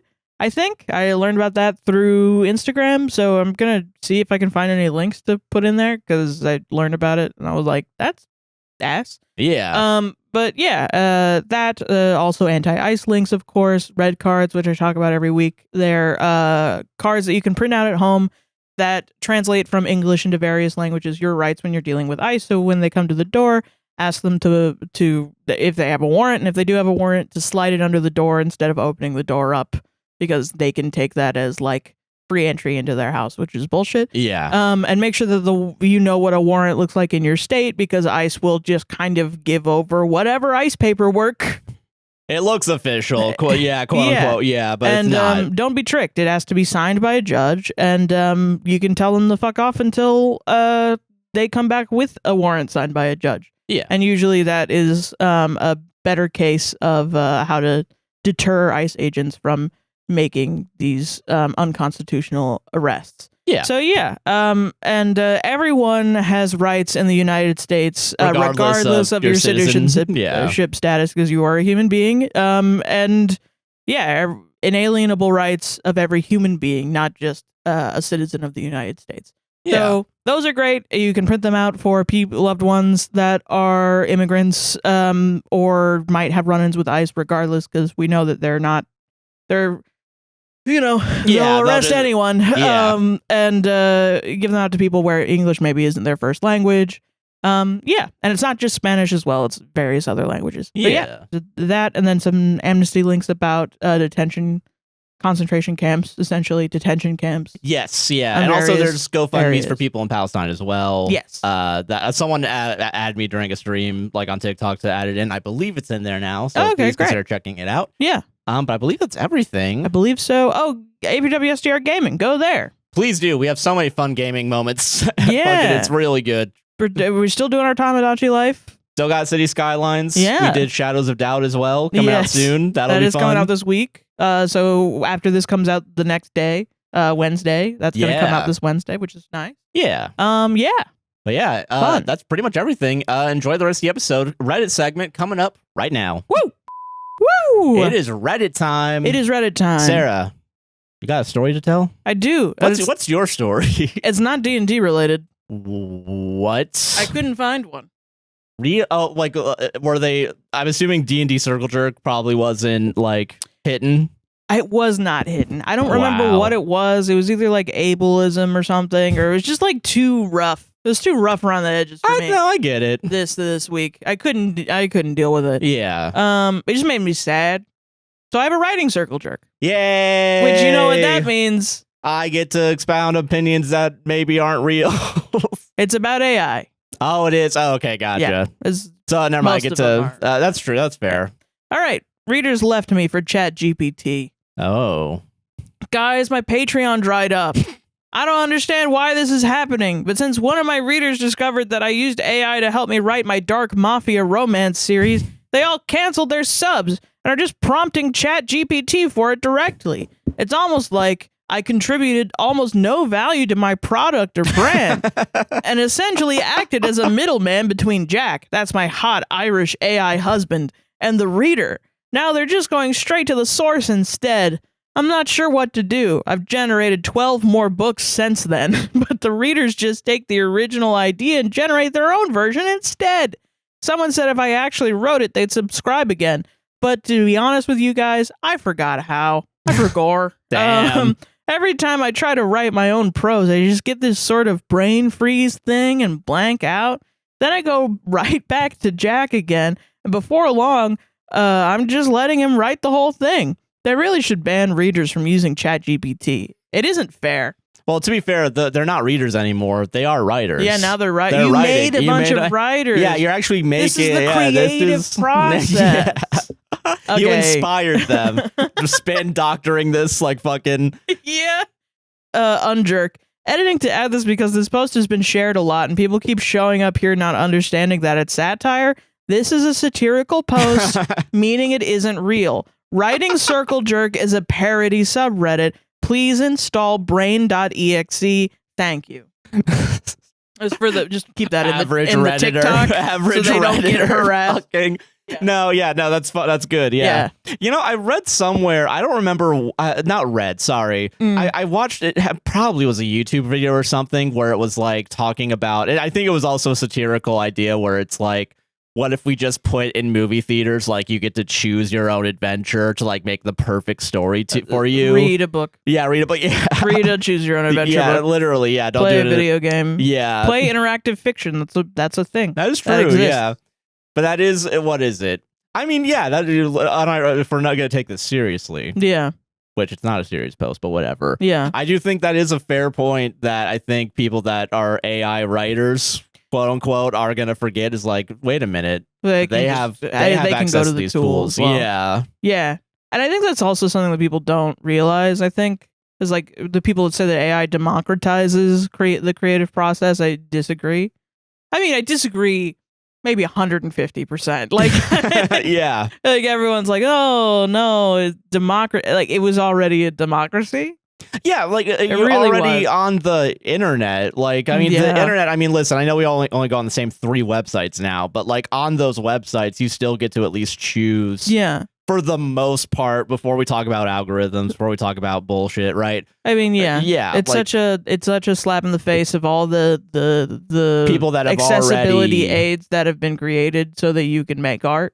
Like there's so many things that human beings made by themselves so that it enables you to make art because it's something so inherent to us. And I am happy that the narrative is like kind of changing where like the people that are higher up are just like saying, and by people higher up, I mean like artists and stuff. Like I know Kane Parsons, who did Backrooms, was anti-AI, which perfect. And then A24 was like, fuck you. We're gonna team up with so Google. Crazy. And then they doubled down on it. You saw that? I did not see them doubling down on Fucking it. Crazy. But I did see a TikTok making fun of them, being like, hey, you know how everyone loves our independent films? We teamed up with Google to... They were like, we just want to be a part of the conversation. We want to have a seat at the table. I remember now, actually, but what is it? I'm happy that there are more, like, at least public figures, like celebrities or creative people that are like, guys, just people who say AI is inevitable will make it inevitable. That's why we don't make it inevitable by not using it. Yeah. Like, we can actually, it's a choice we make. It's a man-made thing. It's not inevitable. Yeah. It's inevitable for me to always go to Wawa to get my coffee. Guys, you always have to go to Wawa to get your coffee. Nobody's read the poem Ozymandias and it shows, is all I'm saying. Ozymandias? You mean the second to last episode of Breaking Bad? That's existed since then. Yeah, it says, so obviously it's not making the point that you're saying. I forget that that's the name of that. That is cool. Is it actually? Was it the second to last one or the last one? Hold on. Ozymandias. It means probably the same thing. 14th episode, 60th overall. I'm just fact checking my own joke because that's what makes it funnier. I think like it's very funny. Well, okay. Extrapolating this to not just talk about AI again for like the 5,000th time on this show. It won't go away, but I mean, I get it. Like, I mean, this is something that I've always felt, that I've always said to myself, like, I'm doing too much. You ever like make something, and maybe it's not the perfect thing, you know? Yeah. But it's a good job for you, and you're proud of it, so you show people, and then they start immediately trying to do it. Know what I mean? Like, you've made something to middling success, which to you is a big success, because, you know, a lot of things you make don't get big success. Yeah, you know. You put a lot of work into it. But then now, like, sometimes, like, oh, crap, 5 people like it. Holy shit. Holy fuck. Yeah. Nobody likes my shit. And then 3 out of those 5 start doing the same thing. I used to be, when I was a kid, I would think, like, fuck you. You know, like... Yeah, I get what you mean. What are you blowing up my spot? You know what I mean? But, I worked so hard on this, and now you're just taking it? But then, I think as I matured a little bit... Yeah, it's not really... They're not taking it, necessarily. I've reframed it as inspiration. Yeah. But there's still a little, I think, immature part of me that's like... So you saw this, and you were like, I could do that better. I get what you Because mean. I feel that sometimes. I mean, well, that's the thing, right? I feel like that's another thing too, where it's like, I think with some people, that's probably a legitimate concern. Yeah. In the sense of like, I know what that person's like. I know what their intentions usually are. Like I see what they're trying to do. It's similar to what I'm doing already. Sometimes. So if I go 3 steps left and then I see them go 3 steps left, it does seem a little bit like... Yeah, it's not like I'm gonna... But then I'm like... But I'm not going to get mad at them, but I am going to like be like... I mean, I'm going to allow myself to feel mad, but I'm not like... I'm not going to be like, fuck you, copier. You're not going to try and push them back. Like, yeah, like it's like, you know what? After it's not worth it. Yeah, I agree with that. You know? Like, I mean, can you imagine if the judges reached out to us and said, you're copying us? Fuck you. I'm going to blow you up. And didn't just invite us onto their show and then blow us up for copying them? Yeah, right. Well, I'm that's joking. The thing I love you, judges. I love you. Judges. We love you, judges. You'll come on our show at some point. Come on. That's the thing about, like, I think there are some fans of any podcast. It doesn't matter which one, where, like, if they see another person doing it, the fan will go out of their way to be like, oh, you're just copying. I think we've gotten comments like that where it was like, oh, you're copying the judges, or you're copying 2 Hot Takes or whatever. We've had people our fans come to us and say, so, you know, Reddit on Wiki or so-and-so's podcast stole this story from you. And I'm going to be, no, I don't necessarily agree with that anymore. No. Quite honestly, I don't think you ever really did. I mean, maybe you did, and you were like, what the fuck? And then I was like, Josh, this is stupid. No, I know, because it's public and on the internet. Anyone can fucking read it. Yeah. But I mean, that's a thing that I find interesting, where it's like, that thought process is like, oh, did us reading this story popularize it? And that's the actual loop. Or are we the Reddit podcast? Mind melded? Yeah, are we mind melded? Or are we the Reddit podcast where they listen to us and they're like, oh, that'd be a good story to talk about, you know? Which I don't think that's it. But I think none of them are listening to us. After meeting them, I think we're just very alike. Yeah, I think we all have similar tastes in like what we enjoy. Yeah. And what you enjoy in media, I do think will translate to Reddit stories. Yeah. You know, like what types of stories you're interested in talking about, you know? I'm sure it changes the narrative, which is why I try to choose ones that aren't like obviously trying to push an agenda. Yeah. I try to be on the lookout for that. Fair. Yeah. And I think a lot of the popular ones are not ones that are constantly pushing an agenda. Like, no, yeah. And by agenda, I mean like, you know, sort of. I don't mean this like account is only 1 month old. Like people are gonna say that, but I mean like as paid members of the pro woman lobby. Unpopular opinion: women don't deserve rights. You know, like I'm not trying to like. I don't think Reddit stories consistently are pushing the narrative of the whatever podcast or that one, or something like that. But I think you could very easily do a lot of salacious material with Reddit stories and just become like yellow journalism somehow. Yeah, but it's none of this is journalism. It's just people having. Hey guys, am I right or wrong? Yes or no? Please, someone tell me. What's going on? Which is why we go out of our way to talk about it afterwards too. Yeah, because I think otherwise it's just. As you've seen those too. Where it's what do you guys think? Yeah, the PNG tuber that's like, it's like, what are you adding to this other than, I mean, listen. Could be content, but you've made it kind of not content. Yeah, I feel like if you framed it as like, I'm trying to do like an accessibility thing, I would respect that more than being like, Top 10 crazy stories. What are your opinions? Right. Yeah. Or Watch like, Mojo. Your shit. Yeah. Yeah, I don't know. And I think there's a lot of stuff like that. But I think weirdly now with AI, I've come back around to the immature take of, what are you doing? What are you doing over there? And I find that interesting. Because now that there's AI, it feels like in general, a lot of people creating stuff are not doing it out of the goodness of their heart. Like now there's a doubt of like, you used to be like, well, at least you're a YouTuber and you're making stuff. But because now it's who like, in their stupid right fucking mind would do this to get rich? No one would. Like even Mr. Beast. Yeah, he's rich.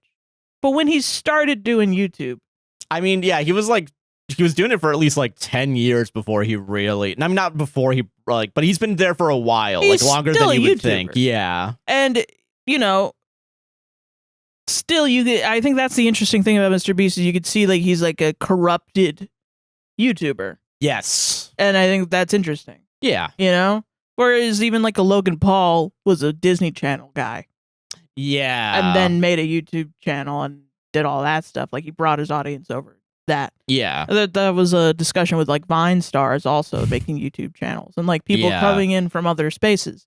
And it's like, I think, I don't know, they used to, at least you would still have to put effort into it. So now that there's a concept that maybe you're not putting as much effort into your shit as you thought you were.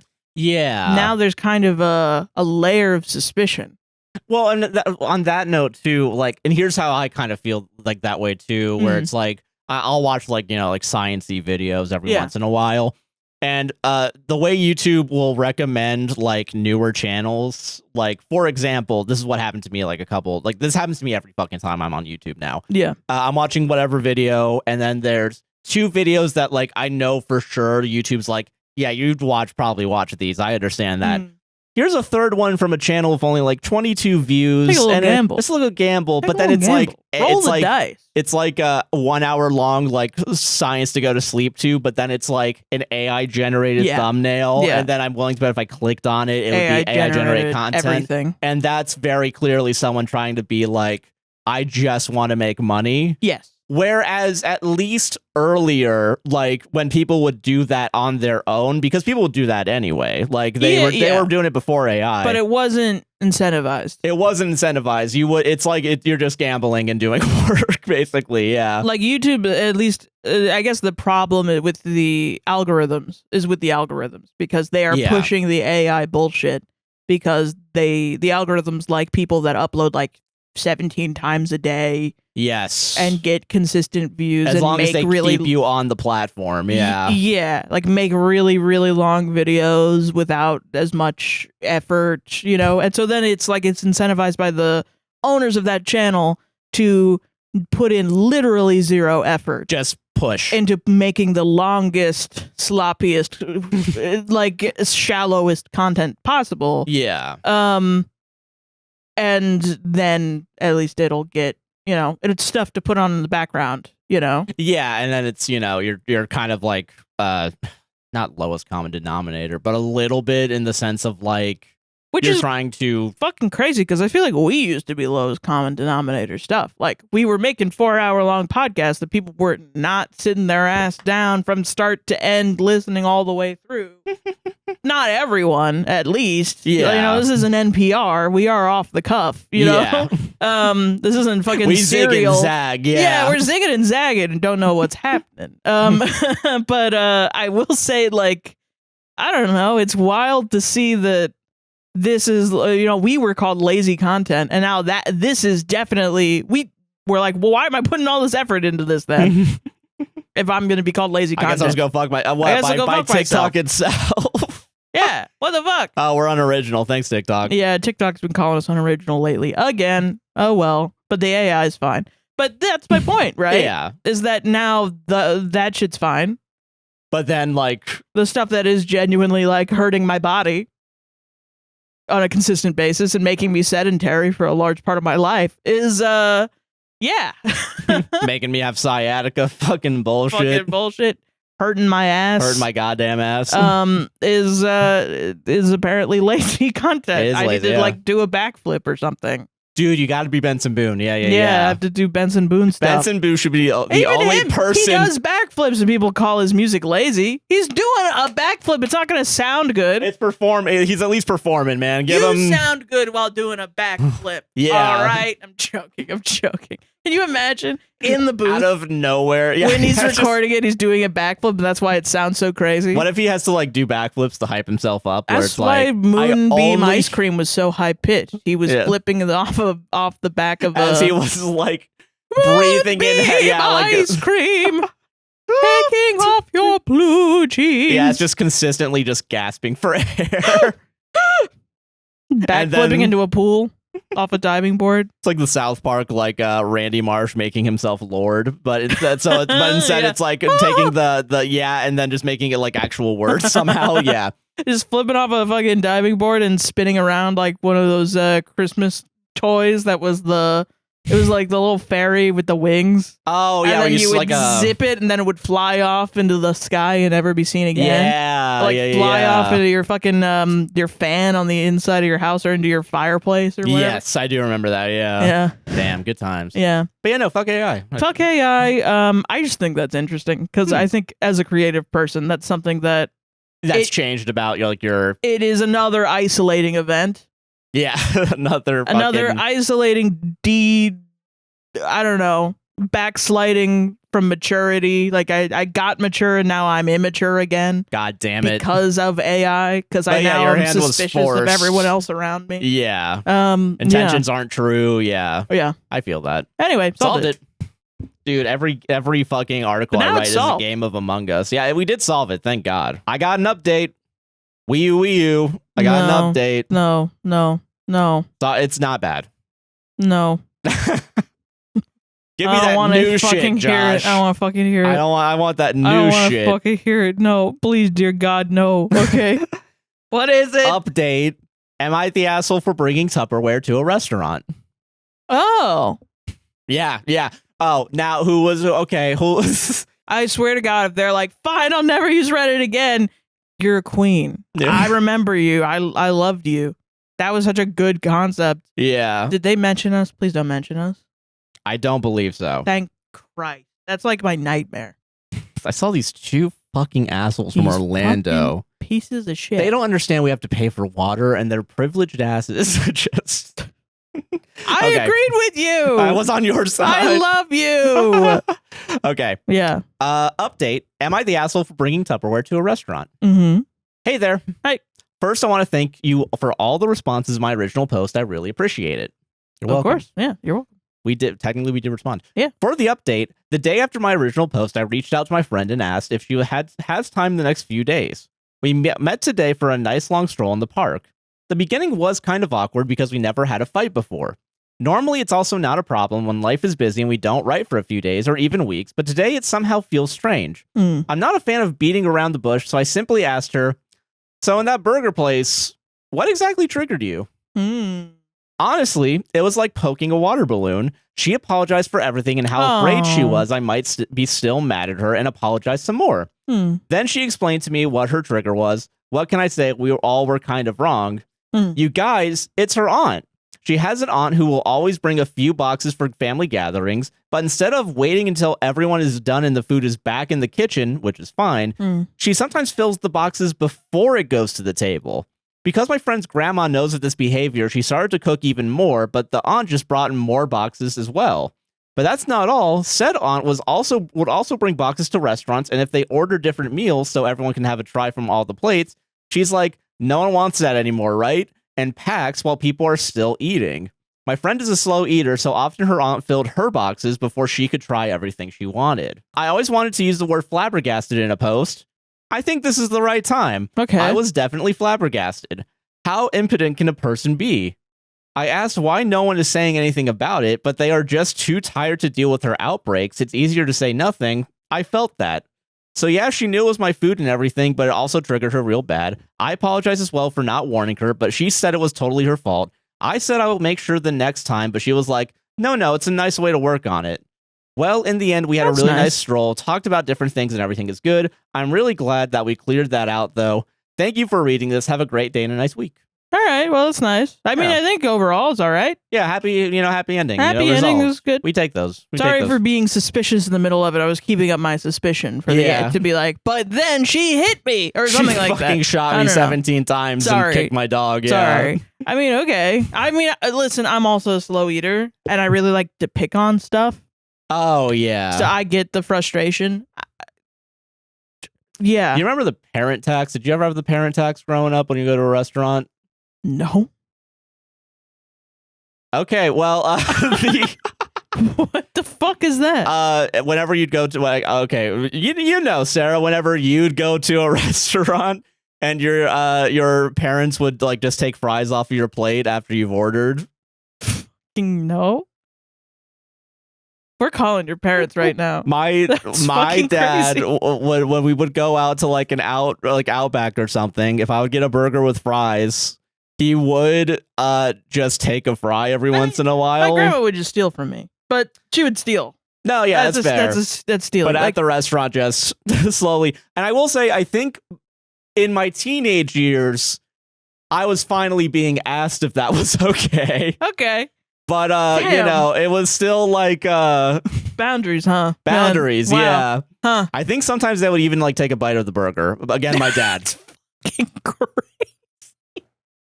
What, this is not a normal thing? That's fucking great. You're telling me my parents did something crazy? Listen, my family was very segmented, like food-wise, though. So maybe I'm weird. Interesting. It could be that. Now I do wonder if it's like, because here's my food habits now. Yeah. Correlating to that, I do sometimes feel like I have like an urge to like try to make everything as equal as possible. Like when I make mac and cheese, like I do have a scale that I'm like, it's good to have 0.2 ounces. A scale in the fuck, kitchen. now it's 0.5. Back to 2. Fuck. Yeah, you do, but you do care a lot about 50-50 when it comes to food. Yeah, and I feel like I always ask before, like, hey, if you're done, can I have some of that? Yeah. I always thought that was like taught to you, but I didn't realize that was a reaction, a you-made thing. And then, but to be fair to my dad, he did start asking about, if anyone, he would then offer if anyone would want a bite of this. You know what I mean? And he's pretty like free with sharing food. Yes. Yeah. Like he's the type of guy. I've never really encountered another person like your dad in eating food like in a restaurant with him where he'll just tell nobody and be like, we're getting 3 appetizers. Yeah. That is true. Yeah. He is definitely like that. And he will be like, I mean, when your parents were drinking, which I don't think they do as much anymore, but when we would go out and get drinks all together, like, I remember at some point, it might have been like after a traumatic event or something where we had all gotten out to eat just to relax. Yeah. But he was like, what do you want? And I was like, I don't know if I wanted to. And he was like, what do you fucking want? Like, what do you want? Just getting something. You're getting something, you something. Fucking piece of shit. He's very like, he's not like aggressive. He didn't yell, but but he's just like, oh my god, what do you generous. want? Yeah, like, and then he will be extremely generous. Yes, yeah. But that's really funny. But I do think that was learned over the course of when I was a kid to adulthood, because that's not a new behavior, but it's like a more mature version of a behavior I grew up with. Maybe he just likes messing with you. He's also just kind of a guy who likes messing with people. That is true. Yeah, he loves messing with people. Listen, I know the divorce was rough. Doesn't mean you can just take my fucking fries. I mean, that's a whole like Adventure Time song. I don't want to blame everything on 9/11, but the divorce of your parents, was your 9/11. The 2008 housing crisis doesn't mean you just get to take out your anger, taking out my fries. But no, I mean, honestly, I've always been very like, this is my food. Like, apparently one of my earliest things that I ever said was like, at my birthday party when I was a kid, everyone else was getting served before me. Oh yeah. And so then I had like a Peter Rabbit like a bowl or something. And so I kept going, on the rabbit. Like, feed me my fucking cake, mother. All right. Everyone's gonna get a slice, but I need to make sure I get my slice, okay? What the fuck is going on? It's my day. It's my day. And I'm not getting cake. What the fuck is this bullshit? Excuse me, because my family also is very like, everyone gets served before everyone can eat. Oh, I don't know. That's a thing that other people have. Because that's the thing that my family not necessarily a thing. Which I like. I like that your family doesn't do that. Yeah. But I mean, like, we're all very like, okay, you serve everyone, and then we sit down, and then I mean, usually it's like you do a prayer, right? Oh yeah. And then everyone can eat. Yes, yeah. Yeah, but then eventually we just gave up on the prayer part. So as did my family. So we just kind of sit down and we wait until everybody's at the table, and then you eat. Again, don't want to blame everything on the divorce, but it did happen post-divorce that the prayer stopped. In my family's 9/11 was the crucifixion of Jesus Christ. But I wonder now, I do think... Sorry. No, it's fine. It's fine. I do think it's interesting, though, because I'm thinking about my behavior. I wonder if I am kind of protective about my food, too. I might be. I mean, I wouldn't say that you're overly protective. I think I do it's feel just more like, that's your food. laissez-faire about my food than I think maybe when I was like 18, 19 or something. Mm. But like, you know, like I think, yeah, I do feel like my food. Well, we've never had a problem. Yeah. But I mean, it's also because I'm always like, no, that's your food. That's your food. I think that's I've also been taught like make That's sure other everybody people- has their food first. Which I will say, I think I'm also a last like person to get stuff. Usually, like when I was at the convention center, we had like a Christmas or Thanksgiving like special meal or whatever. I don't remember which one it was. They just like had a fucking like buffet almost of just a bunch of shit. And I was definitely like last in line because I was like, I don't want to take food away from people. Real. You know? Yeah. Weirdly enough, buffets, I feel like rules are off. I don't know why. That's true. I mean, I get it. For me, yeah. I'm like buffets. I'm like, I'm getting whatever I want. Yeah, no, I feel that. I will say my reward for being nice and letting people eat first was my manager taking a video of me eating. I've told the story. I'm 90% certain. I forgot about that, but that's fucking crazy. Yeah, I know. Where I was just like eating, probably a hot dog. Oh, it might have been 4th of July then. Fucking, I'm eating a hot dog, sucking down a glizzy, just like, no one next to me, no one talking, and I just look like I'm just like, because I have my resting bitch face. Well, I like. After this, you're gonna use that pen to write down his name and his address. Is all I'm saying. I just want to talk to him. Just want to talk. I just want to talk. Just have some questions. Just. You know, I had a bad week. I got some stuff to take out. That's fair. That's fair. You know what I mean? I get it. Anyway. But I'm glad an update was good. You know, I'm glad an update. I'm glad the update was good. I mean, that's just wild. I will say I am annoyed. Like sometimes your parents are very much like, get the food in the fridge. Yeah. They react like a fucking like the ship is fucking sinking. Like they're the fucking army. When the food is out, they will not let their food stay out. And I'm very much like you put the food away before you go to bed. Yeah, at the very least. At the very least that. Yeah, I get that.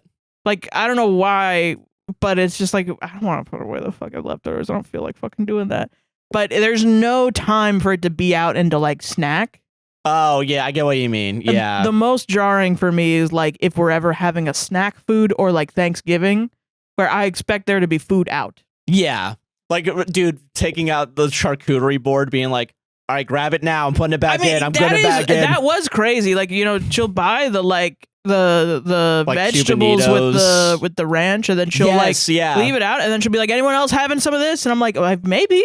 I don't know. It's a fucking snack. It's snacking. A random chance for me to want a carrot, a little baby carrot. Gamble a little, Mom. Come on. I don't fucking know. Maybe I'm feeling like a broccoli soon. I don't know. I don't know. Fuck. I don't fucking know.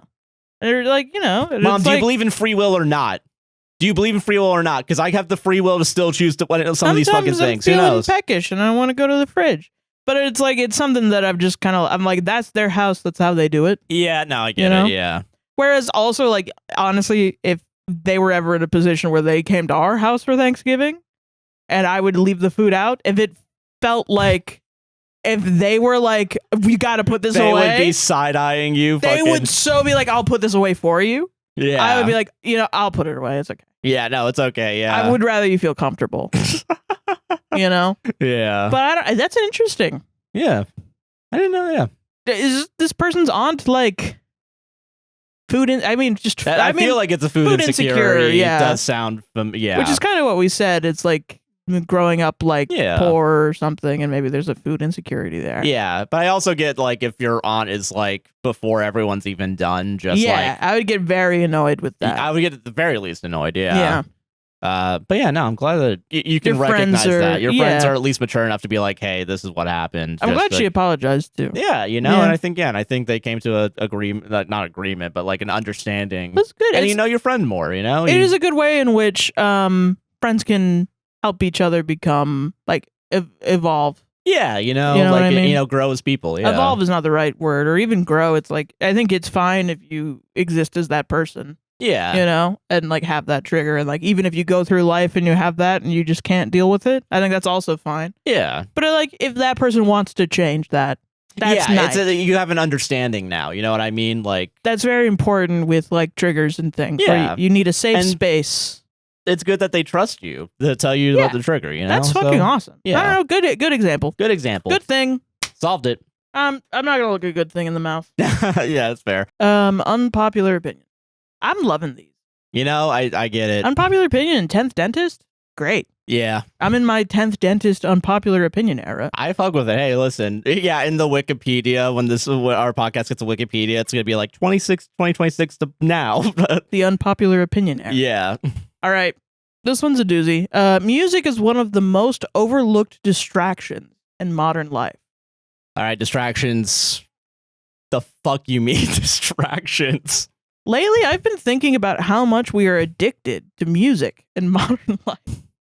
Can't even get through it. They put a radio in everyone's car. Big music. Put a radio. You're addicted to music. I'm addicted to breathing. Like, what the fuck? I'm already pissed. So I'm sorry. If I'm gonna. Music isn't the only thing. Really? Oh. Whoa. There's more stuff? Music isn't the only thing. We have social media, short videos, streaming, and entertainment everywhere. But music is one thing I've started paying attention to. Did you know that the semi-charged kind of life is about doing crystal meth and getting blown? God, okay. I noticed that many people can't walk without headphones, study without music, exercise without music, or even sit alone with their thoughts for a few minutes. There is constant stimulation.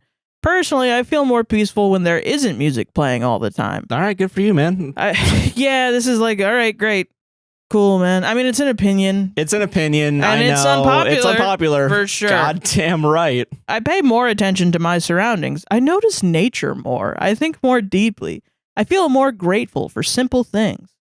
Another thing I've noticed is how much celebrity culture is tied to music. Some people become deeply invested in singers and artists. They follow every detail of their lives and spend hours consuming content related to them. I'm not saying music is evil or that nobody should listen to it. My point is that modern life already gives us endless entertainment. Sometimes, why have fun? Why have music? I enjoy something else. Sometimes I wonder if adding music to every moment is making us even more distracted. Maybe boredom is actually important. Has anyone else experienced this? Oh my god. Okay, listen. We're conflating like 20 different things and blaming it on music right now, and I'm fucking pissed off. Does the Sistine Chapel have to be that busy? Why do we all love movie stars? Like movies are like hour and a half long distractions. That's a smart person. I'm a really smart person. Okay, where do I begin? I'm gonna start from the ending.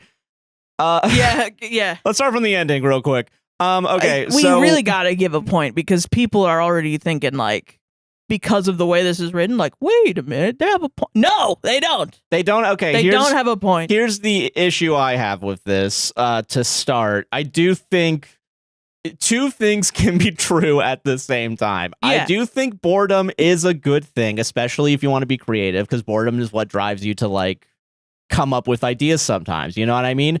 That being said, I think it's good for just being I agree. It's good for being a human being. Yeah.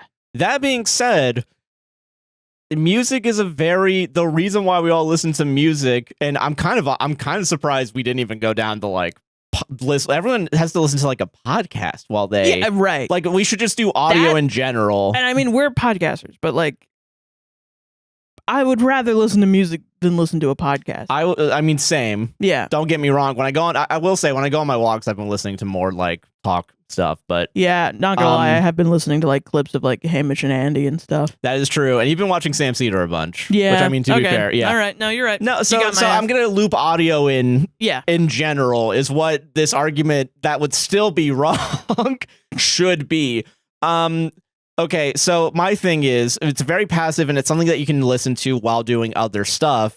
There is music also meant to be listened to while doing other stuff. You have your fucking lo-fi hip-hop fucking Spirit City ass lo-fi girl, like, you know, we're all just co-working inside this live stream. I think like there is a scarcity of attention, right? In the attention economy. And I think know what I mean? But that's like a whole different issue, right? Well, exactly. I mean, that's my whole point is, what'd you say fuck me for? You know what I mean? Yeah. That's how it feels. Like music should be like, what did you say fuck me for? I'm like one of the best ones. Yeah. And I get like, you don't like music, but like you should really be hating on like Andrew Tate. Yeah, you're calling it like a distraction. There's like real slop out there and you're pointing at a legitimate art form and shooting it down, and that's weird. the least distracting art form too. I'm sicking on the word distraction because distracting is funny. It's really funny. You can focus while listening. And also, I mean, we're glossing over the kind of like ableist part of this, which I'm not sure everyone that says this knows that they're being ableist. I think there's a lot of people that I grew up constantly listening to music. Yeah. Because I had undiagnosed ADHD and I needed a level of stimulation to do things. And my mom was like, you're always like, either your nose is in a book or you're listening to stuff and whatever, and you're just not paying attention to your surroundings. And it's like, as I get older, I'm like, no,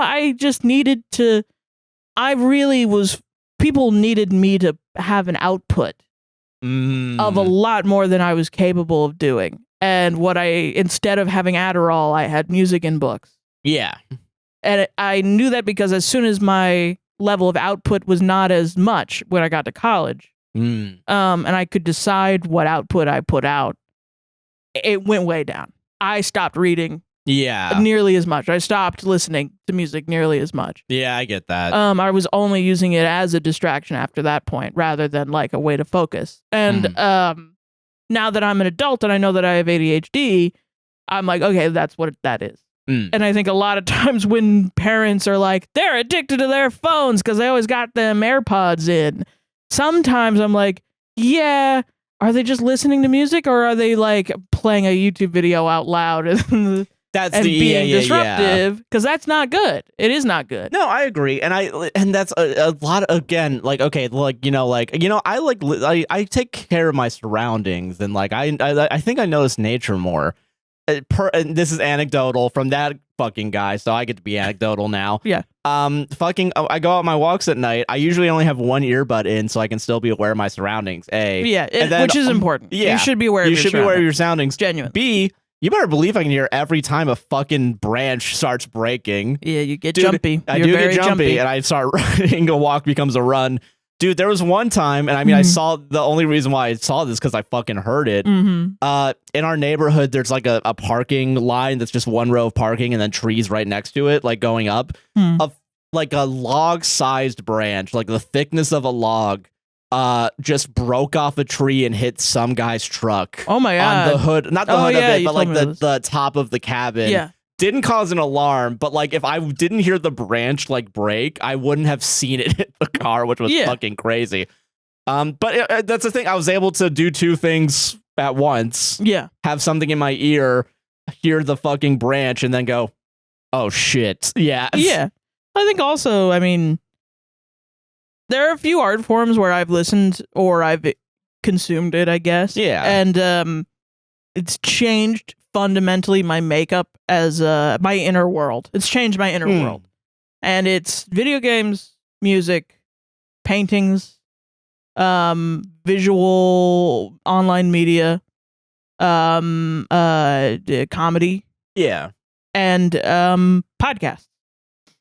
They have all changed my life. And I don't just mean making this podcast was the only way in which podcasts have changed my life. When I was the only important podcast ever in your life, what got me into comedy and that kind of stuff. Yeah. And those things have all changed my life for the better.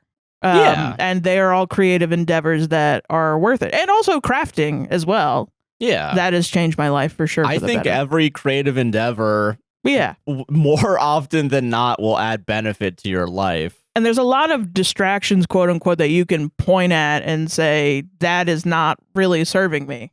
But what are we defining as distraction too? Where it's like, a distraction to me is more like, I don't know, like a story comes out that's like, well, something horrible is going on. It's instead like, yo, check out this puppy, dude. Yeah, check out this. Yeah, check out this. Which even that can oh, I love animals. I love animals. You know, it's if it changes your life, I don't think it's a distraction. Yeah. You know? I mean, and that's just me. I guess that's my opinion. If you're having fun, right? Yeah. Like it's kind of important. Even if it doesn't like fundamentally, you're right. Yeah. Even if you're not, and it's just like that's something that I've learned specifically from gaming and that in a way has changed my life. There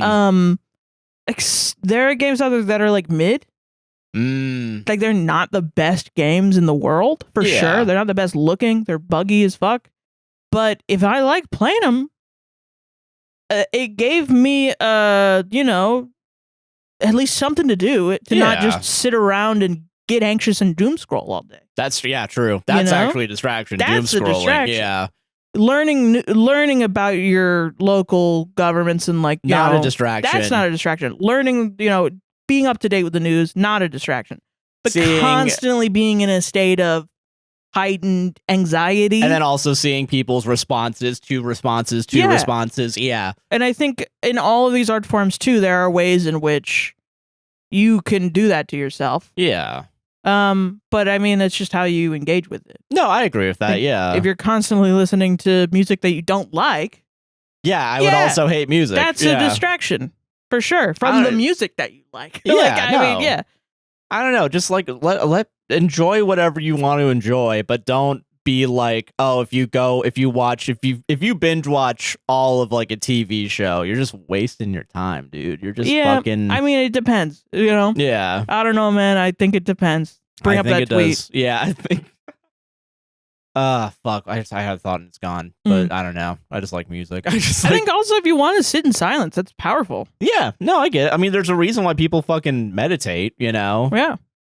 God. Oh, that's what it was. Not to be serious on this fucking show. Yeah. I watched a video by, I think Ben Jordan's the guy's name. He did a video about like he did a video like a year or two ago about like, the death of capitalism and like technocratic like feudalism is what we're techno-feudalism or whatever. Yeah. Did another one recently. Don't remember the title of it.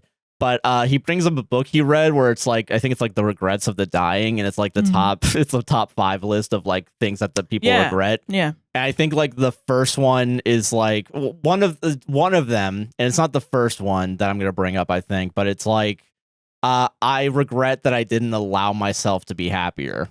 Wow. That's actually not the one that it's usually like I wish I spent more time with my family. No, that's on there though, but like I spent less time working. Yes, that's another one. Doing things I enjoy. Yeah. Stuff like that. But like it was either let myself be happier, and I think the other one's something about like I didn't allow myself to be myself.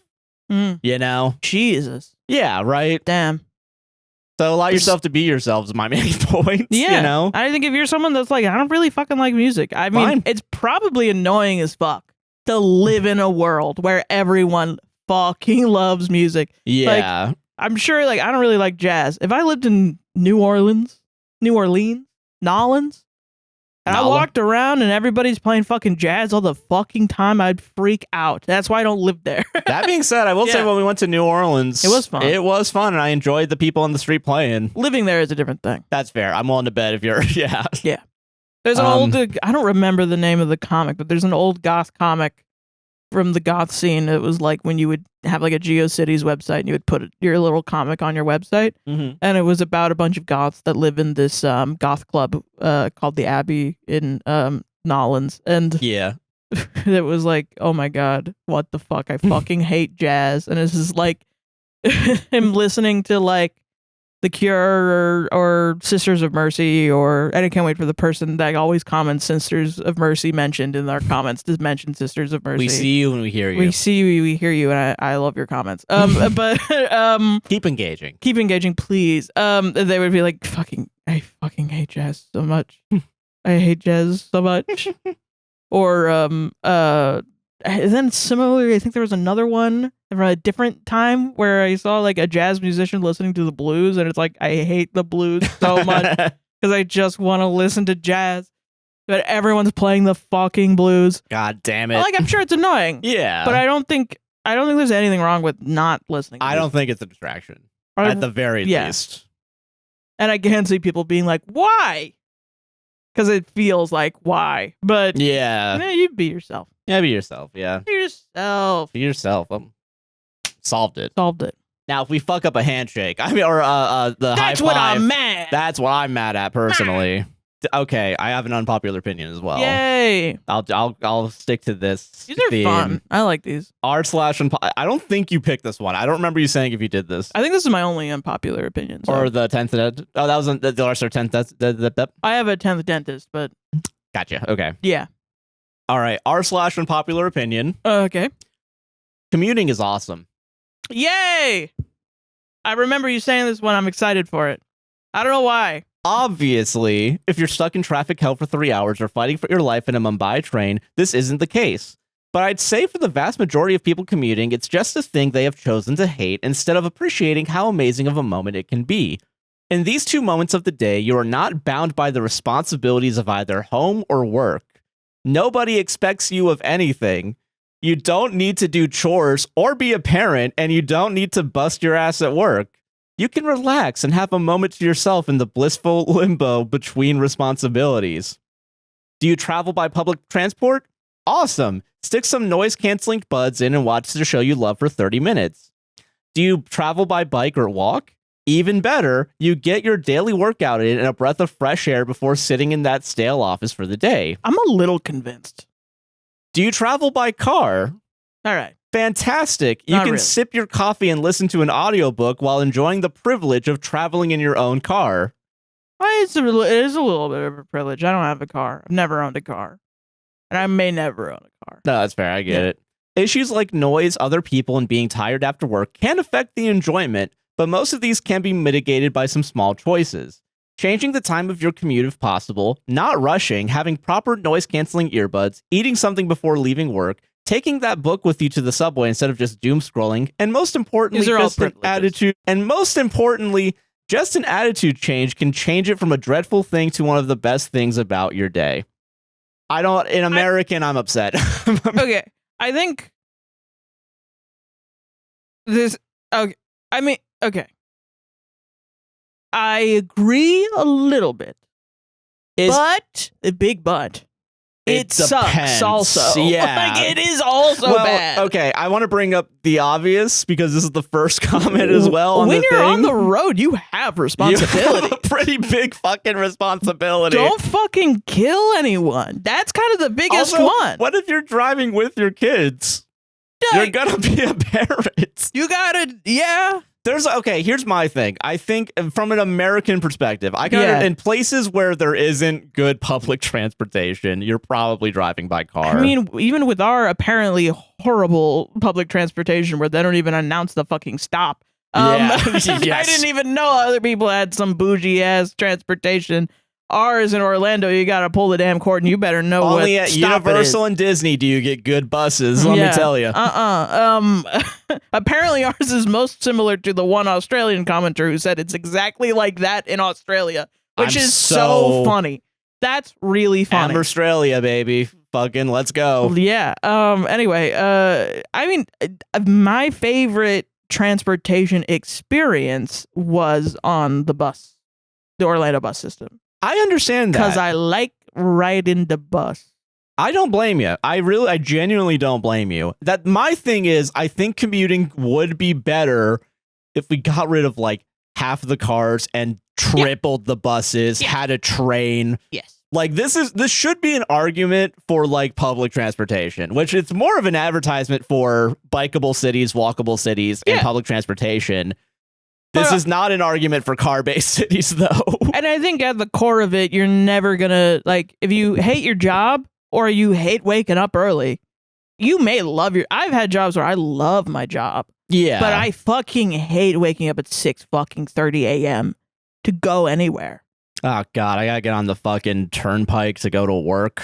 That's the other thing. What roads are you on? Like, when I worked at Law Office TM, and we had to get on that fucking crazy ass road that stressed the fuck out of me and you. Interstate 4 in Orlando, Florida, the worst road ever made. Fucking worst thing ever created. But no, I do think that's the core issue here is like, I feel like this is an agreeable position in a privileged position. Yeah, like all the privileges that they mentioned, like the good noise canceling earbuds, the book, the just carry a bag around with you with all your just get more items. Just get more items. Which, and like, listen, I can understand like being like maybe with how things have. Well, actually, that's not true because how fucking bad inflation is. I'm willing to bet everything's more expensive. Yeah. When I was working at the convention center, it wasn't that difficult, thankfully, to get earbuds for that place. You were also making a good amount of money though from that. That is true. Yeah. So like, but that's another privilege thing then, right? Yeah. You know. So I just genuinely I don't know. And also it's the other thing too, where it's like, I don't know. I really, you're so close. I think that's my upsetting part of this is like, you're almost there. But also like you really kind of can't ever be there because if somebody hates their job or hates waking up, nothing will stop them from hating the commute. Commute could be 2 seconds long and I still will be like, I gotta walk. Yeah. Fuck that. I hate my job. I have to get there. Because I mean, if I think about the process, and I've thought about this so often in my life because I hate waking up early. Yeah. The process of getting up is ass. In general, my whole life has been an experiment of how do I get up out of bed? Because it's comfy. You can't argue with that. And it's really warm. And really I nice. have to get up uncomfortable, not warm. Uncomfy, not warm, yeah. Uncomfy, not warm. And then I have cold. I'm cold. And then I have to put on clothes that are more uncomfortable. Which I will say. To be I have to worry how I look. And then I groom. And that also hard for some reason. For some reason hard. Everyone say easy, it hard. Yeah. I can understand. Then I have to figure out food. Yeah, true. Overwhelming, big, long processed food, no time food, money food. I feel no have money. Get outside, hot, cold, whatever. Get rain. Jacket. Do I have jacket? Is jacket clean? I don't know. I should prepare, but I don't. Of course not, because I play video games until 3 a.m. at night, as I should be able to. And then I figure out how get there, because car expensive, no have. So Uber, expensive. No have money. Walk, exhausting. Sweaty. Change clothes, more clothes. Yeah. Always doing clothes. Always clothes. No want to do clothes because hard. Yeah. Okay. So then what, don't want show up work stinky. There's no shower at work. Yeah, why would there be? What the fuck? So bus. Not too expensive, long. Take up time, yeah. Wait. Many hours. Yeah. Very long. Calmest way, but difficult. Longest way, yeah. Walk almost longer than if I just walk. So, I guess bus, not as bad. Yeah. But pretty bad. Which I will say too on that, like, I think that's part of the reason why, like, people would probably rather, even if their job was like an 800-foot walk away. Yeah. They would rather work from home. They would rather, because that's a lot of that process is at least subdued at the very least. Like maybe you have to get dressed up for like a Zoom meeting or whatever, but like that's like for like an hour maybe, like, sure, yeah. Like, not much laundry. Not much laundry for that, yeah. Fucking gotta keep the inflation of the property values though, Sarah. Have you thought about that? And then it's like if car, right? Get into death machine. Stressed whole way there. I hope no one runs a red light while I'm driving past. Call boyfriend, can you take me to work? Feel bad, feel guilty, not own car, not be adult. Call boyfriend, please take me to work. Feel inconveniencing, but it's nice to have time with boyfriend. Yeah, true. Yeah. Maybe get breakfast. Yeah, A good nice time. So it's awesome now, actually. Mm-hmm. Put responsibility of car on boyfriend. Boyfriend stressed. Yeah. Anyway, and then job. And then do it all over again. To go home. Yeah. Crazy. I don't want to. Too much work. Too much work, yeah. Too much. I do think commuting is, in a lot of places in the world, sucks. I think inherently, for me, it sucks ass. And I think lots of people too. And the biggest thing about it too, also to get back into talking like a regular like person, a gosh dang adult, like someone who not a caveman anymore. Yeah. Homo sapien. Why'd you say that like a? Why'd you say homo like that? Homo sapien. I know what you are. When we're recording this, it's Pride. When it comes out, it's not going to be Pride anymore. It'll be Pride afterwards, yeah. Or that's the last day of Pride when this comes out, yeah. Oh, okay. It got my days cut up, mixed up, whatever. I'm losing Who's it. the real ally here, Sarah? I don't know. Someone out there, not here. Yeah, not here, yeah. Fucking, what was I even saying? Sorry, fuck, what was it? I think it's just something inherent to fucking hating. Because, the constant, if I have to commute 2 hours to my job, then I commute 2 hours back. That's 4 hours of not being at home with my wife and kids, who I love. Yeah. Or playing video games, who's my wife and kids, who I love. And that's the thing, too, where like a lot of the things that were brought up as examples of things you can do in your commute, you could do at home. Yeah. But not. But then also next to your loved ones. Yeah, which I think is an important detail. Most people would like. Yeah, and like, I mean, that's the thing too, where it's like, I mean, if you commute for 2 hours, which a lot of people do, and it sucks. Yeah. I remember having to commute 1 hour to go to fucking Valencia. It sucks. Yeah. That's 2 of my 8 hours.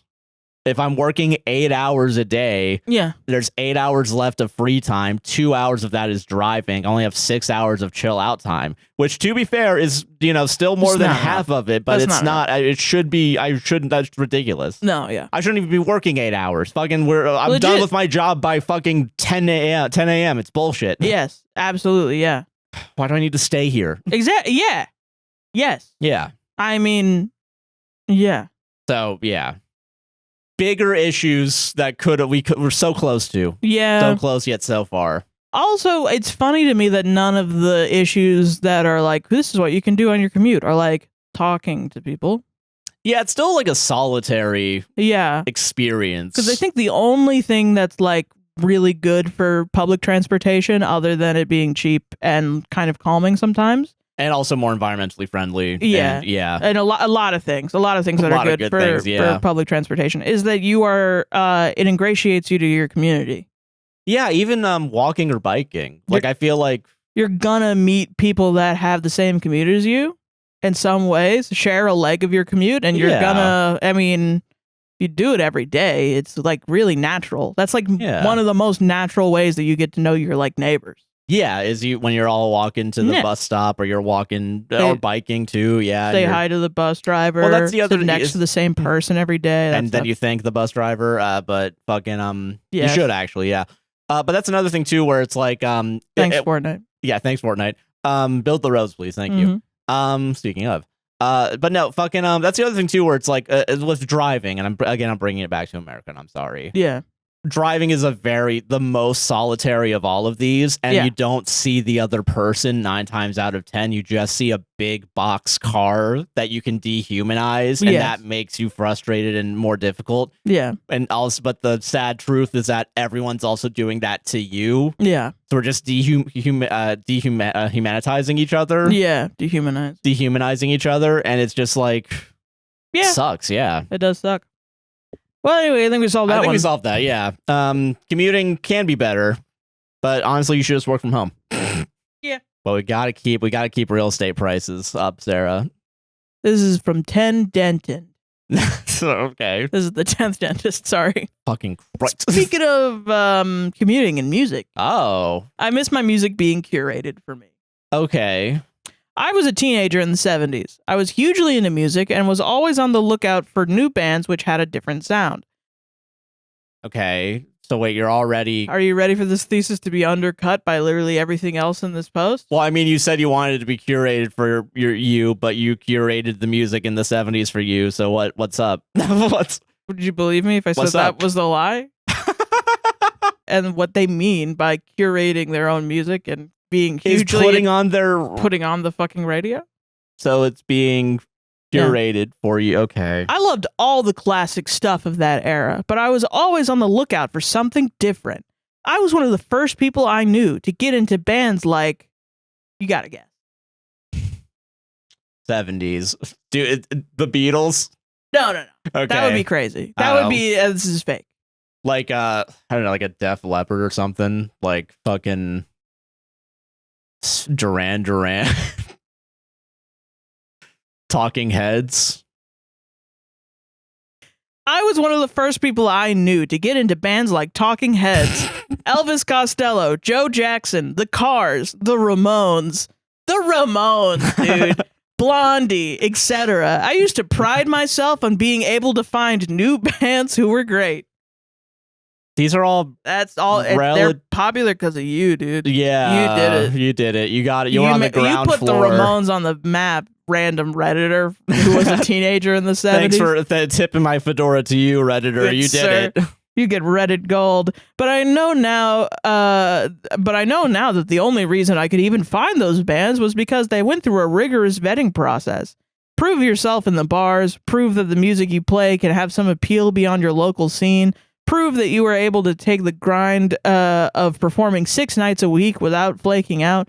Prove a lot of things. If you prove all that, you get signed to a label, and the label will publicize you for at least 2 albums. Oh, we all love labels. Labels are so good. Who fucking wrote this? Sony. Which one of you motherfuckers wrote this? Some UMC or UMG motherfucker. What fucking suit wrote this post? Universal Music Group, sponsored.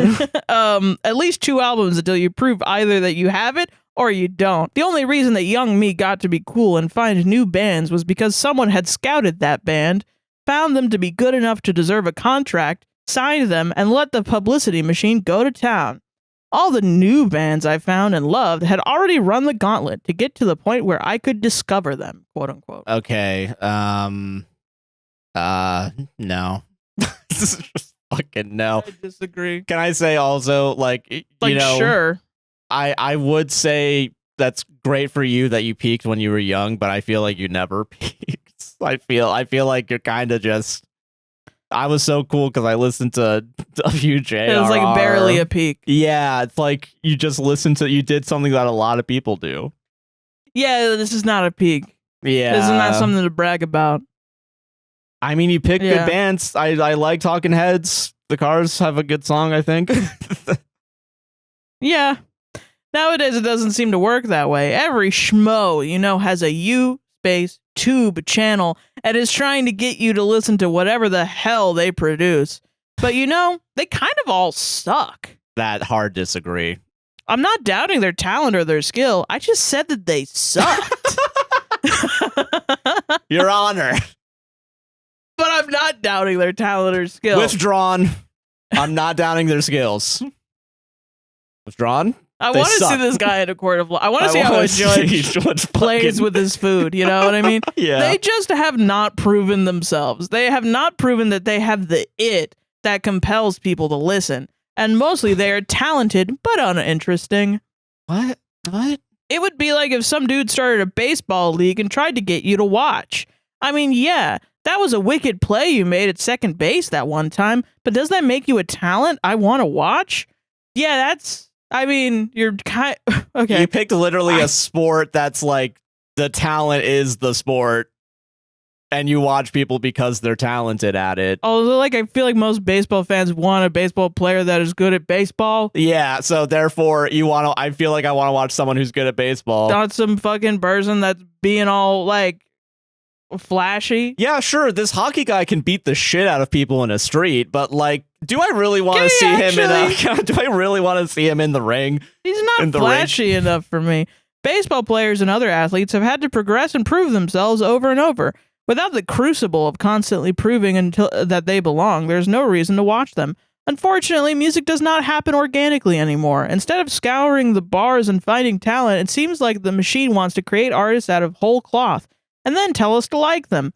This is longer than I intended, and I have a ton more things to say. But the bottom line is, I miss the days when I knew I was listening to a band. A lot of people had been involved in the process of making their music available to me. Now the machine wants to force you to listen to music? And I could expect that there was something to recommend them.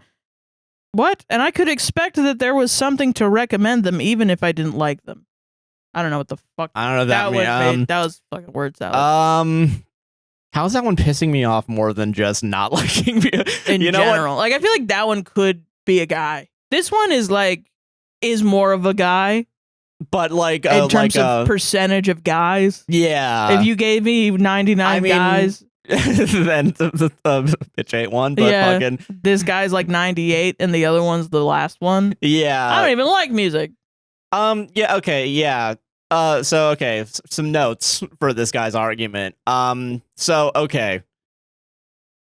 Do you think that You're not huge in musicians just put their first? Some people do. Don't get me wrong, but you're telling me that learning like scales and learning how like music theory and shit isn't already in and of itself the training. Just one of those things where you don't know how it works.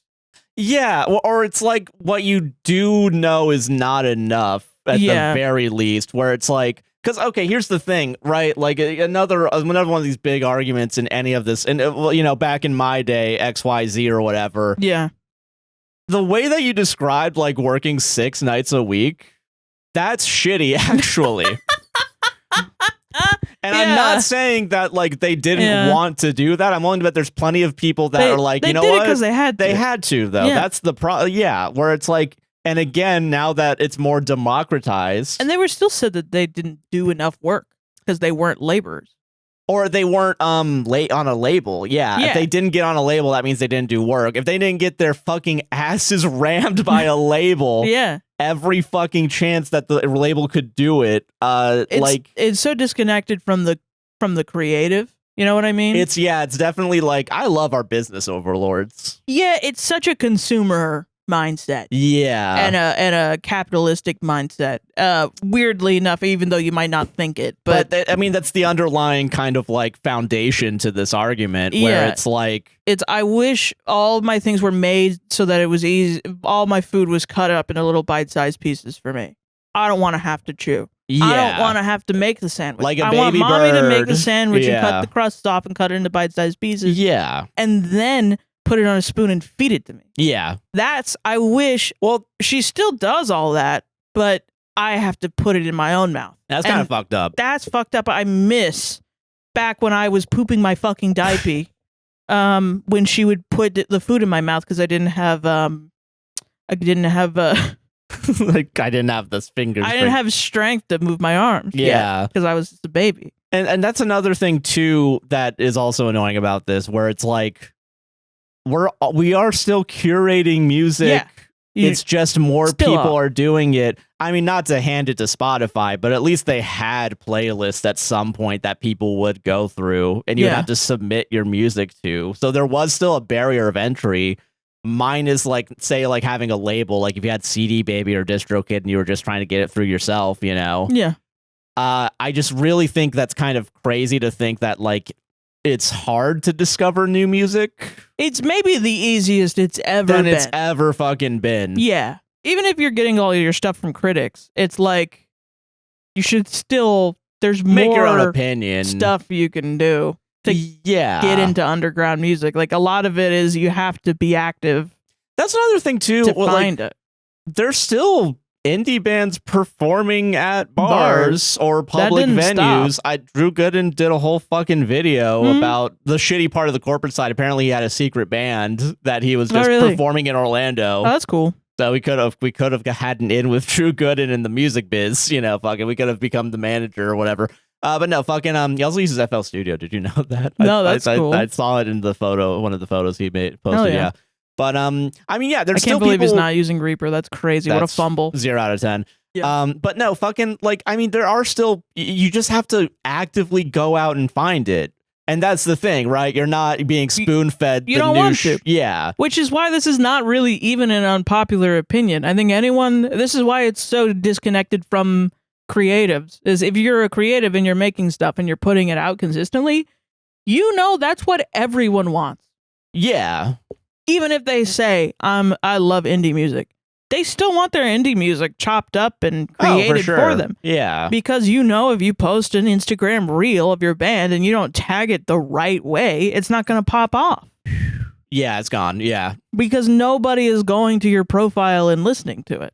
Also, yeah, labels still require you to get a following now. Like, they require you to get a following on social media 9 times out of 10, where it's like, oh, do you have 500,000 on Instagram? Which is already a gauntlet. It's not easy. I mean, duh. It's not easy to get social media fucking followers, dude. Yeah. It's like the entire currency. It might as well be a social class. Yeah. Like, goddamn.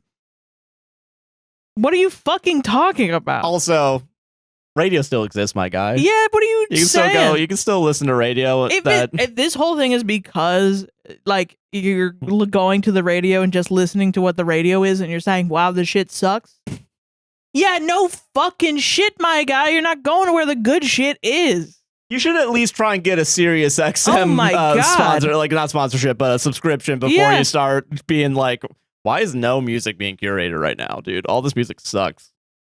Also, you're just getting older. That's you fine. just want to listen to oldies. And that's great. I don't care. Yeah. Go do that. It's okay. Stop turning around and saying that all new music. Kids these days don't. And their YouTubes, they suck, but they have talent. Yeah.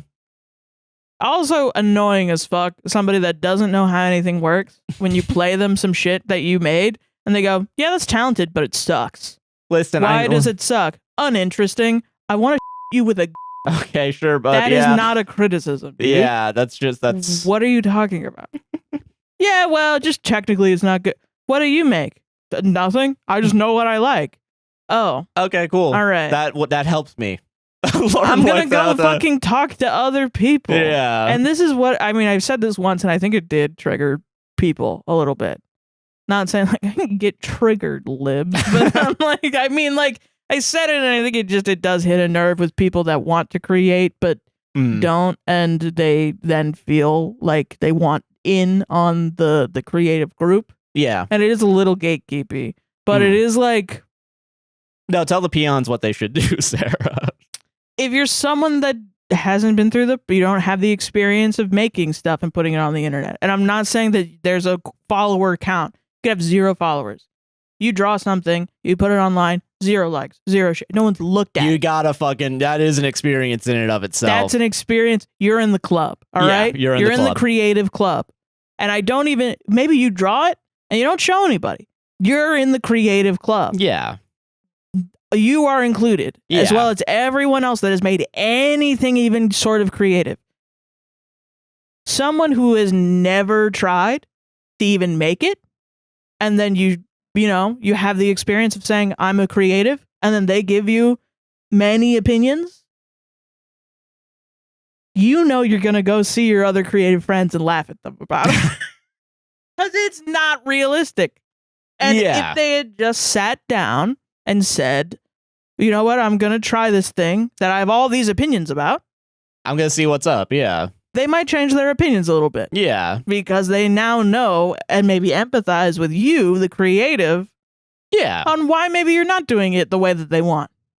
And what the problems are that you're trying to solve as a creative. Yeah. And that's what I mean. I don't when I say the creatives are laughing at you, that's what I mean. Yeah. Is that, you're not a part of the club because you haven't had the experience yet. Yeah. But that's okay. But the barrier of entry is surprisingly low. Like, it's like... That's why we're all born at the same level. You know what I mean? Yeah, and then we as we grow can learn new things and we can go on different experiences and have different experiences and go on fucking Wikipedia or something and just look at a C major. Like, what is that? Like, what's a 1-4-5-1 or whatever? What's 2-5-1? What's fucking I learned a C major in elementary school. I learned actually probably earlier than that because I took piano lessons. Whoa. I learned a C major during that time. Am I any better than you for learning a C major from Wikipedia? Probably not. As an adult? Yeah, I mean, we both know the thing. It literally doesn't matter. Yeah, it doesn't matter. Yeah. As now we both know it. Now we both have the experience of playing a scale. Yeah. And we can connect over that. And that's it. But if somebody says, what if I made up a new scale? We can sit there and be like, okay, buddy, go ahead and try. Oh, you just have to practice scales 40 hours a day, and then you're a god. And then we can both sit there and be like, okay, bud. Okay, that's not necessarily... And the sky is green. Sure, bud. Yeah. You haven't done it yet. Yeah. And there's a validity in that that's not gatekeeping. I can understand that. Yeah. It's just reality. Yeah. Yeah. And I think that's fair. Yeah. That's crazy, man. I know, it's so funny. Much music and fucking... I know, I don't know why I saw a lot people of that. fucking hate music, dude. They don't give a fuck about dude, my game taking out the game jam, getting 67th in audio and being like, that's fucking... good, no one gives a fuck about my music. I think, and you're going to be mad about this, the #1 game has #1 in audio. This one's fun for me. Yeah? Yeah. Go. For me and me alone. Okay. As the reader, I suppose. So it'll be a simple discussion after. It will be. Yeah. Am I the asshole kicked out of the cinema for eating too loudly? Okay. I went to my local cinema last night for a bit of air conditioning reprieve in the UK heatwave and to watch Obsession. Oh, okay. I am a regular cinema goer and chose not to pay the crazy prices for their snacks / prefer something healthier, so I take my own. What did you take? About 20 minutes into the film, I decide it's my time to enjoy said snack. Whole rotisserie chicken. After opening the bag and trying to eat quietly, I hear a shh from someone in the room. What is it? You gotta say. I think that it can't be for me. It must be someone chatting over on their side. It's gotta be bad. So I carry on. After another angry shh and a glare, I realize it is me it's directed at. The cinema had some people in it, but it wasn't packed. I don't really get it. I've paid for the same for my seat as everyone else had. I go to the cinema often. I was alone and not bothering anyone. Yes, my snack was a bit crunchy and perhaps louder than average. Crunchy. But it's seemingly okay for people to munch on their popcorn / nachos with no issue. Peanut butter. I said as much to the person who got a member of cinema staff, and after a bit of heated discussion, Granola? I was asked to leave. Cereal. I'm stunned. This has literally never happened to me before. So am I the asshole? What is it? Now, eagle-eared listeners might be like, what is it? Josh, was the snack ever mentioned? And the answer is not in the post, but in a comment afterwards. What is it? What is it? What is it? What is it? I gotta know. This is in response to someone else. It's totally my bad for not mentioning the snack in the post, but I did reply in the comments right away. Revita sticks. It wasn't carrots, celery sticks, or even loose nuts. So Revita sticks is a very British food. What the fuck is that? And is a rye bread crunch thing. That's fucking awesome. So, they do be loving their textures. They do be fucking loving. Hold on. So it.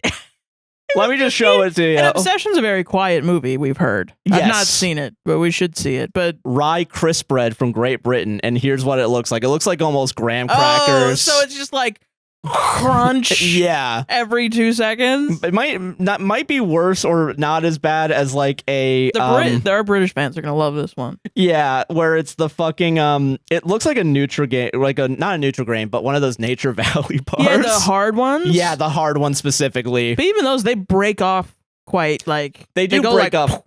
But then also, but you can't like grind on the corners of them. Yeah, but then also the packaging itself is super loud. It's so loud, yeah. I mean, the packaging, I think I saw it. It is like a metal, like. Let me see. Like, hold on. Let me just double check. I gotta see it. That's awesome. Images. Can I get a fucking. We went wrong. I mean, I do think even if you crunched on your popcorn way too loud in Obsession, people would be mad. Yeah, and I feel like there is a way to eat popcorn that's not as annoying. But like, yeah, you know, could like you ever do that with popcorn where you just kind of take the saliva in your mouth and you like kind of like wet it a little bit, yeah, before you crunch on it, yeah. All right, I'm not seeing the wrapper. I'm so sorry. I thought I saw it. Fuck. You God like damn it. The flesh of the corn, the popped corn. Yeah. Before you eat the hard parts. I'll do that just for fun. Fair, yeah. You know.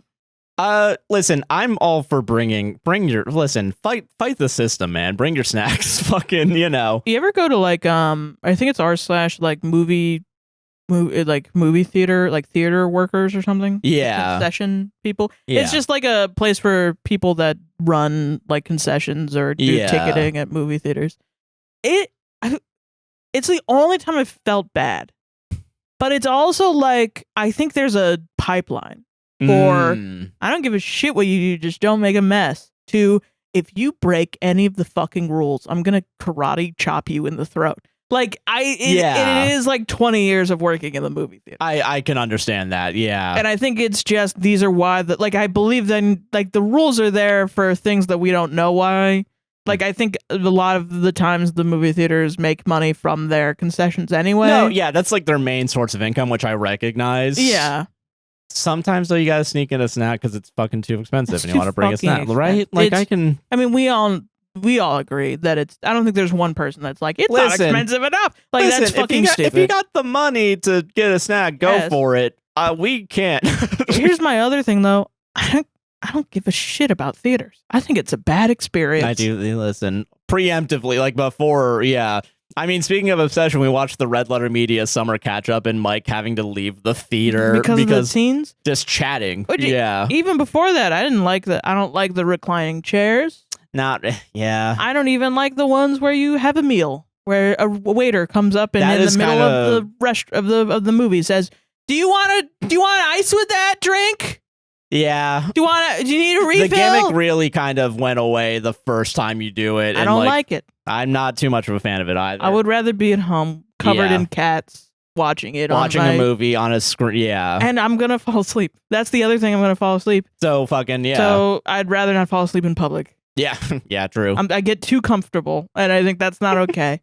But yeah, and also like the concessions are nice, but also I think the best time I've had at a movie theater recently was Nirvana, the band, the show, when we snuck in our own sodas. Yeah, we did bring we brought in, I think it was a LaCroix or something, and you brought your Dr. Pepper diet. Yeah, Diet Dr. Pepper, and we just sat there and just, Which, to be fair, we did. I know it's allowed to open up the thing, but that's only one thing. Like that's only one time that happens, and you can do it like right before the movie, and you're good. Yeah.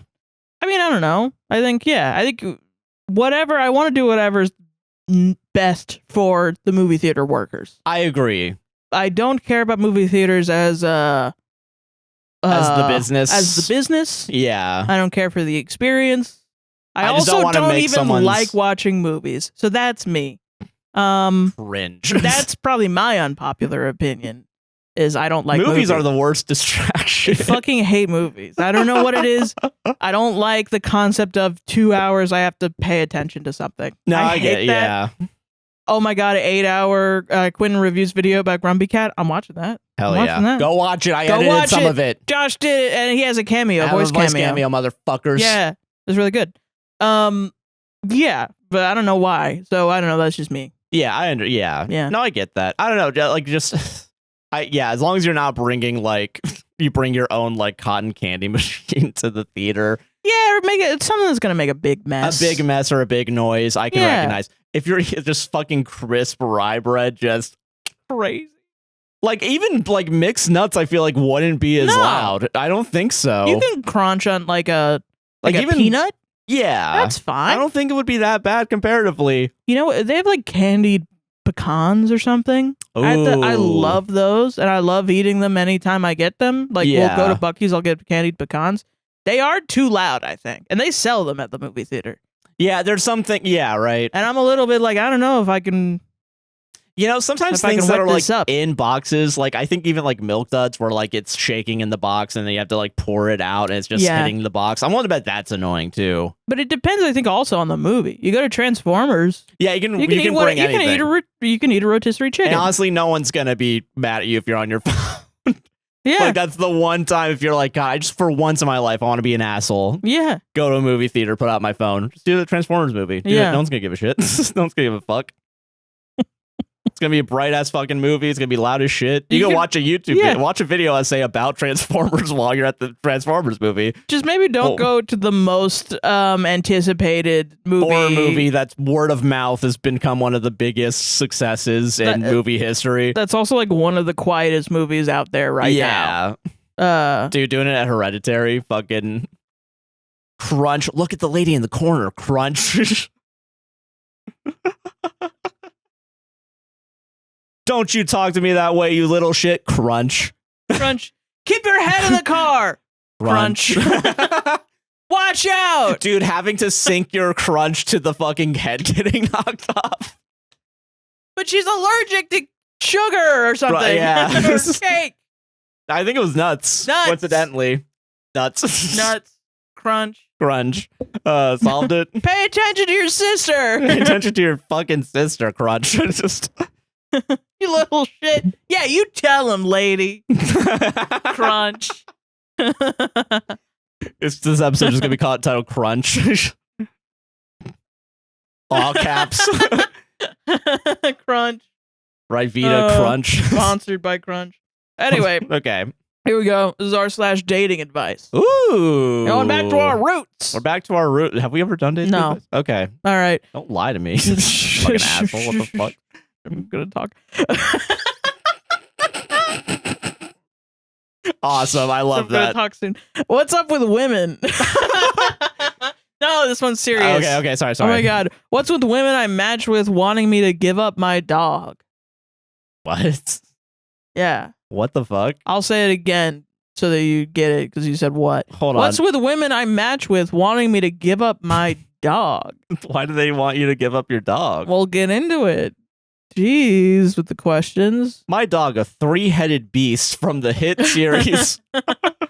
From hell. I've been in LA for a few years and I've been dating here. Sorry, I gotta read this in a more interested tone. I'm sorry. Did you read the words I live in LA and your eyes immediately glazed over? You fucking East Coast elitist. I don't even think this guy's like necessarily in the wrong. Apparently Reddit does it, but I don't know. I've been in LA for a few years and have been dating here. Anytime I start dating someone, they have to understand that the dog is all bolded, non-negotiable. Okay. It's plastered over my Hinge profile.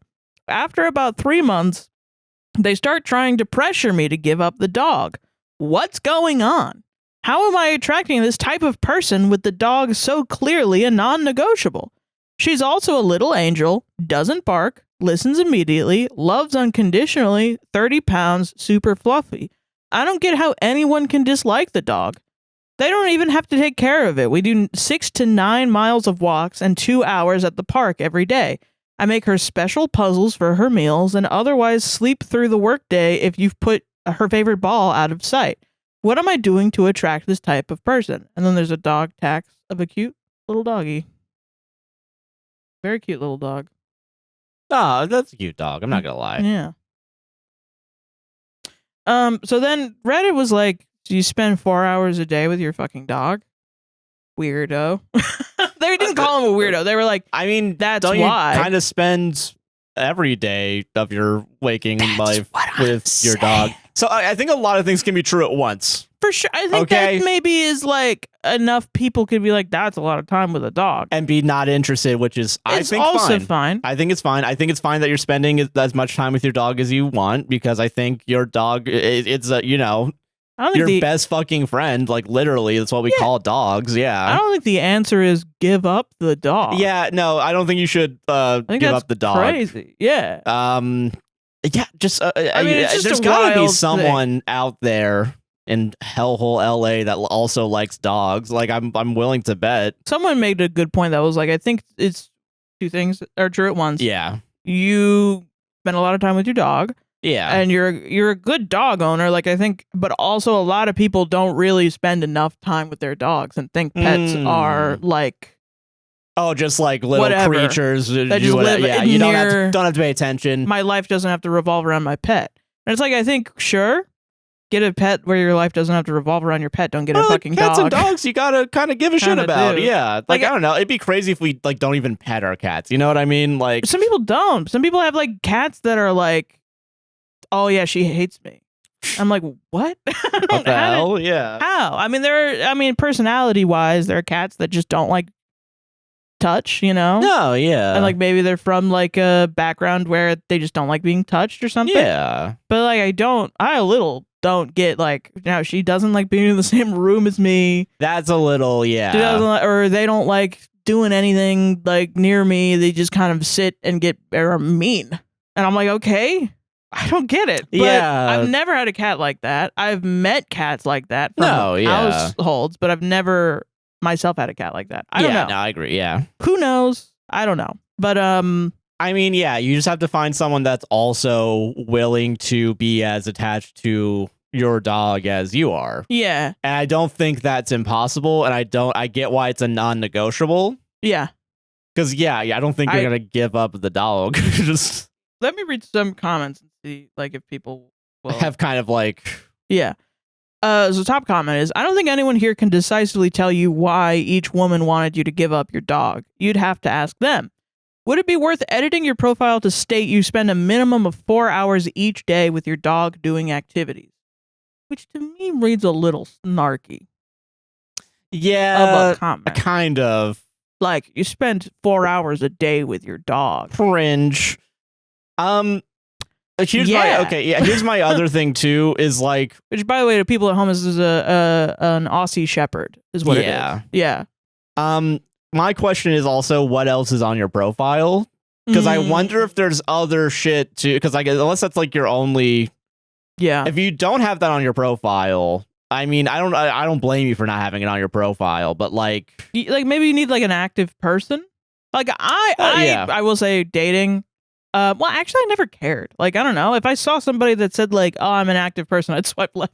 Like, I was like, I'm just not that. I'm sorry. No, yeah. But there's a reason sometimes. Like, I usually thought like, oh, you don't like fat girls. That's why you're saying I'm an active person and I need somebody to be But if you do have a dog where you need to be very active. Yeah. Like, I kind of get it. That's fair. Yeah. You know? Yeah, so like. Because then I'm like, well, why can't she go on the walks with you? And then it's 2 hours of going to the park every day. Yeah, on top of that, yeah. You know what I mean? And a lot of people are like, the dog does not need that much time. That is kind of your over. But if you want to spend that time, I'm not going to stop you. No, they're saying like it's bad. It's actually too much exercise for the dog, which I don't know. But then a lot of other people are like, if this is a shepherd, this is an Aussie Shepherd, that dog would get that amount of exercise if they were on a farm. That is okay. This specific breed can handle this amount of exercise. I take my Chihuahua on 20-mile walks every day. Which is like, yeah, like it's not. It's just fucking pat. Yeah. Which I will say, when I was a teen in college, I was paid like $20 a day to go and exercise this old Aussie Shepherd dog. Who was amazing. Honestly, I would love an Aussie Shepherd dog. Yeah. Especially older. Because she didn't want to do too much, but she still wanted to be outside like for hours. Yeah. There was times where I was late to class. Really? So this dog needed to get walked. I mean, that's fair, yeah. Yeah.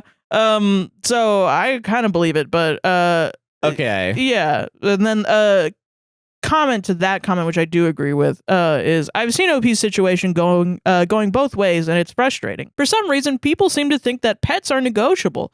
My sisters both ended up with men that hated small dogs, and as soon as they got their first rentals, the dogs had to go. That's a deal breaker. That's a deal breaker, yeah. It might be living in a city and paying a pet fee. I can't say. It's a tough housing market, and having a pet does make it significantly harder to find a place. It sucks. Lie. Yeah, no, I get it. Yeah, you can. Yeah, I guess it depends. I don't know. Maybe where you are. Yeah. Yeah. However, pets are one of those things that are non-negotiable.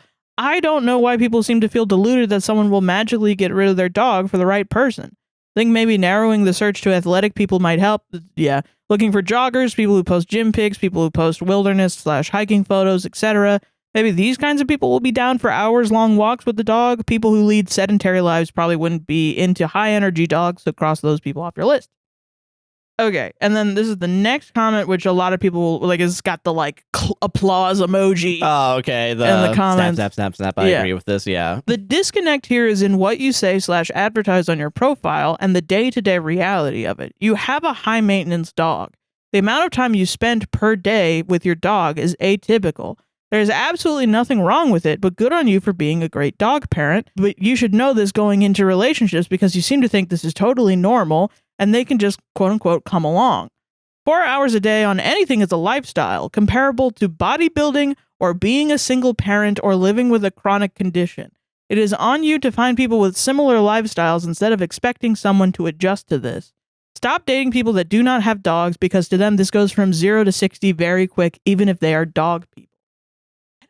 I don't know if I agree with that either. I feel like different people could have different hobbies. I think it's a little wild to say having a dog and walking them for 2 hours a day is the same as having a chronic illness. Condition. That's a little wild of a statement. I mean, I don't know.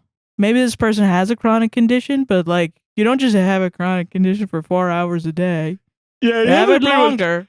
Also, you don't just have your dog for 4 hours a day. You do also have it For the majority Yeah, of I feel like if you ever have a dog, you have it for all the time. Are we saying that all of those things listed are nuisances, and like only people with those nuisances can be with other people who have those like it can what? I don't get. Yeah, I don't get that. I don't understand that either. It reminds me of like if you don't love yourself, how the hell are you gonna love somebody else? And it's like, well, some people just don't. And they're working on it. They're working on it, but they also they don't want to be alone. Love. Yeah, like it's all right. I think it's okay to, you still grow as a person even while you're dating somebody. Yeah. It shouldn't just be like, well, I have to go to 20 years of therapy to get my certified I'm not mentally ill anymore degree before I can jump into You gotta show it. You have to scan it for Tinder. Yeah. That's just not it. Like, no. Jesus, man. It's not how life at all works. Life works organically. So, plus also, sometimes you just get a dog. Yeah, sometimes someone can have a dog and you end up with a dog. Yeah, sometimes you end up with the extra cat that you weren't expecting. Yeah. I mean, I think it's so weird because I feel like these are people that, I mean, also I do think the judgment of that OP is like, seemingly this is normal.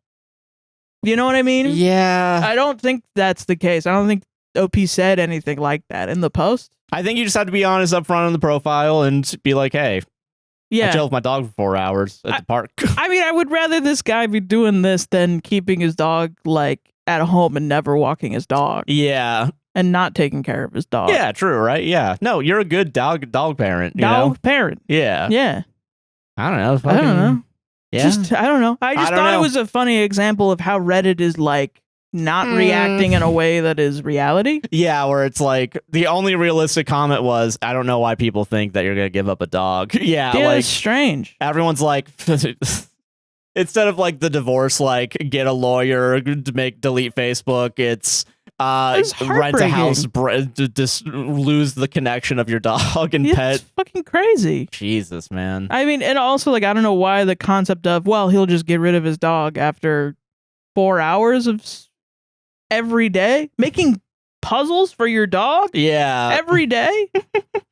That's insane. Yeah, the dog just kind of goes out and does his own thing for 4 hours, and then I go to work. Yeah. Schedules line up that way. Yeah. I think it's perfectly fine to not want to be in a relationship with someone that has a dog, but I also think it's like, okay. No, yeah. It's not this anyone's would be a fault. no asshole here situation. Yes. Yeah. So I agree with that. Mm-hmm. I think solved it. Yeah. I think you'll find someone. That's hope, Josh. Let's hope Hill, Josh. Dude, all my Minecraft videos on the gaming channel are getting 18 plus for some reason. I don't know why. That's weird. Content that discusses or depicts suicide or self-harm in a graphic manner or promotes eating disorders may be removed or age restricted if it's not appropriate. Why are you trying to make it okay for kids? I never say that it's okay for kids. I'm not saying I don't even say it's okay for kids. Like when you upload the video, it doesn't? Yeah, no, I say it's not for kids. What the fuck? Maybe because it's Minecraft? It might be because it's Minecraft. Stop talking about killing yourself and eating disorders when you're playing Minecraft. When am I talking? Kids might see this? Kids might think about the children. Even though you say it's not okay for kids, we're going to show it to them anyway because it's Minecraft. It's Minecraft. So you better cater it towards kids anyway. Am I the asshole for eating a DoorDash order that was delivered to my house by mistake? I know this is going to depend on like the time period of it, but I am going to make a claim right now. The 1800s? The time period of like how long until the guy probably came back and was like, give me the food. Oh, yeah. If it was like 5 minutes, I still don't care. NTA. It's delivered to your house. What else are you supposed to do? It's not even that scenario. Oh. You stole somebody else's or something? It's wrong door. So you didn't order it? I did not order it. Okay, that changes stuff a little bit. Yeah. All right, that changes it. Hi, guys. Hi.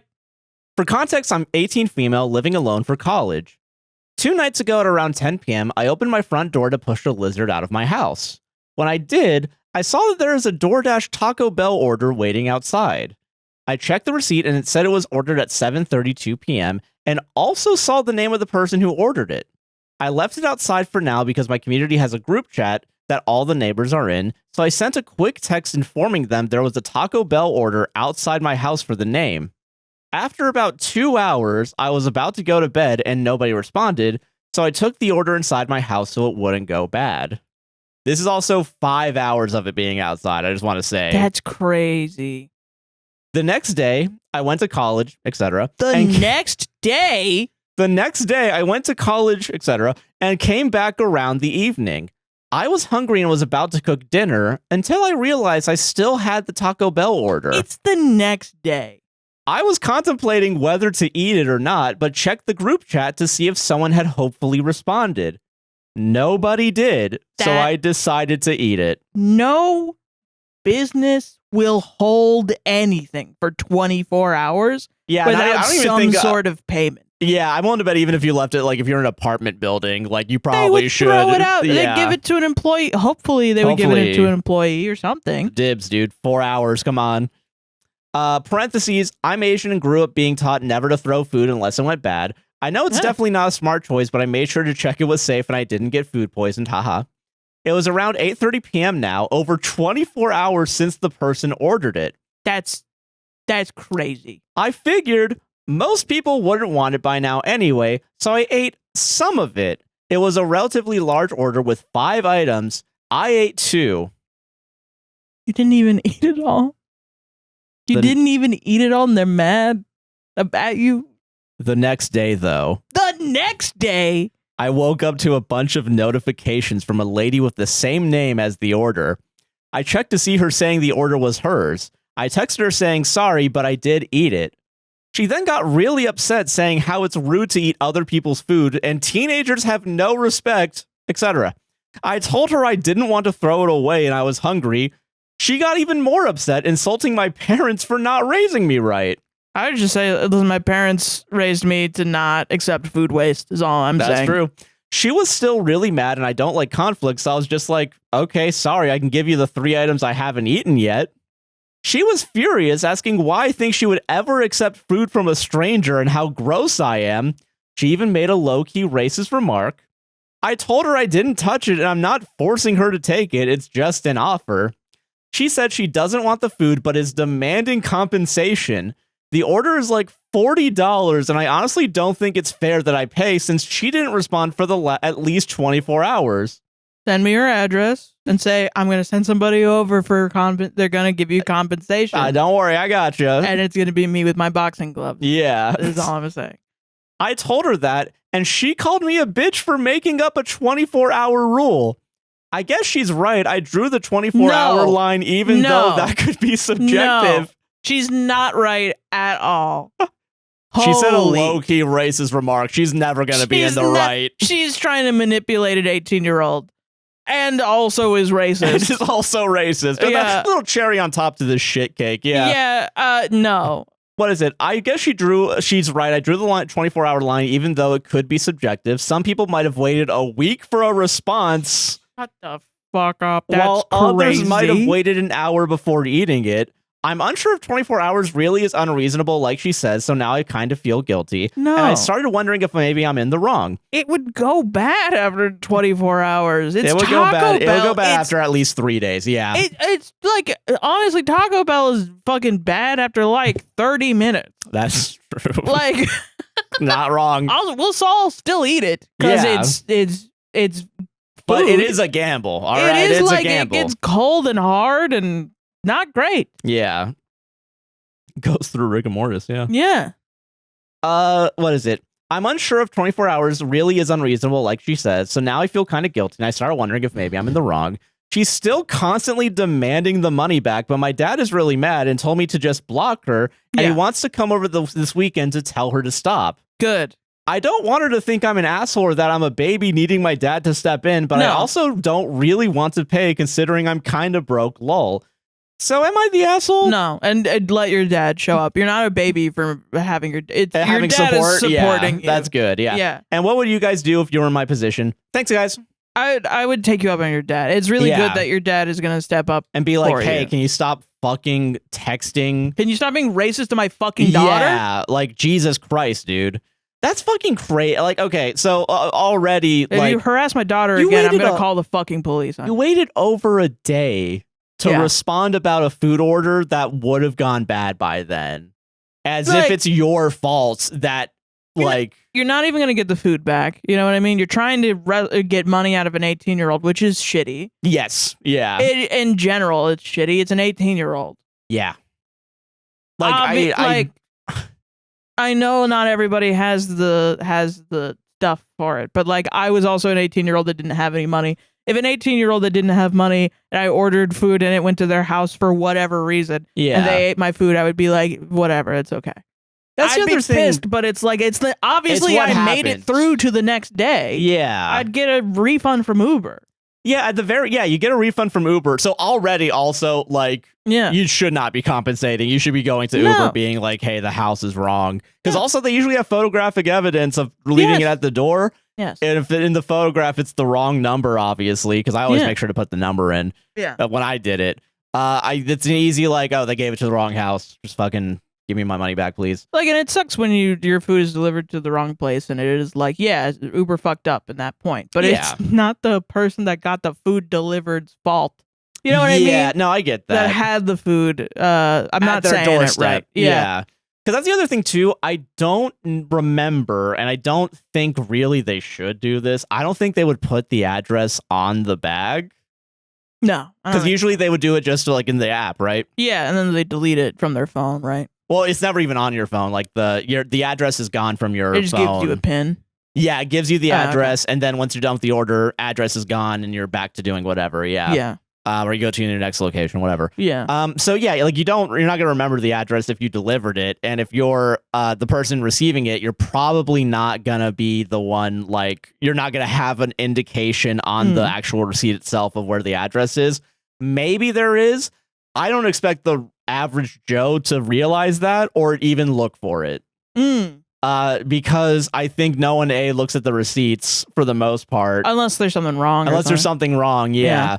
And if you're just putting it in your fridge, whatever, yeah. You left it out for 5 hours too, and you got after 3 hours of no texting. Yeah, 2 or 3 hours of no texting. It's fair game. I'm sorry.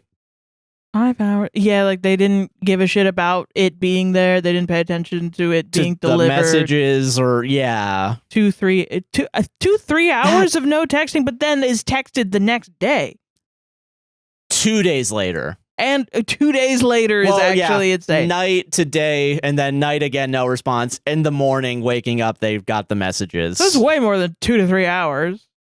They waited more than 24 hours to respond. Yes. That's what I mean. Sorry. From the point of the original text. You waited 5 hours, took in the food, waited 2 hours, texted the initial text. Well, okay, so went outside to the door. Yeah. 2 hours. The receipt said 7:30, right? Yeah. So it's around 10. Person opens the door. They see their food. They leave it out there. Text the group chat.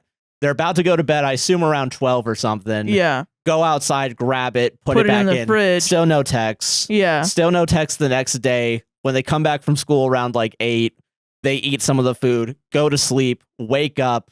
Yeah. That's when the texts start from this fucking racist lady. Yeah, so 2 days. Yeah, 2 days. That's crazy.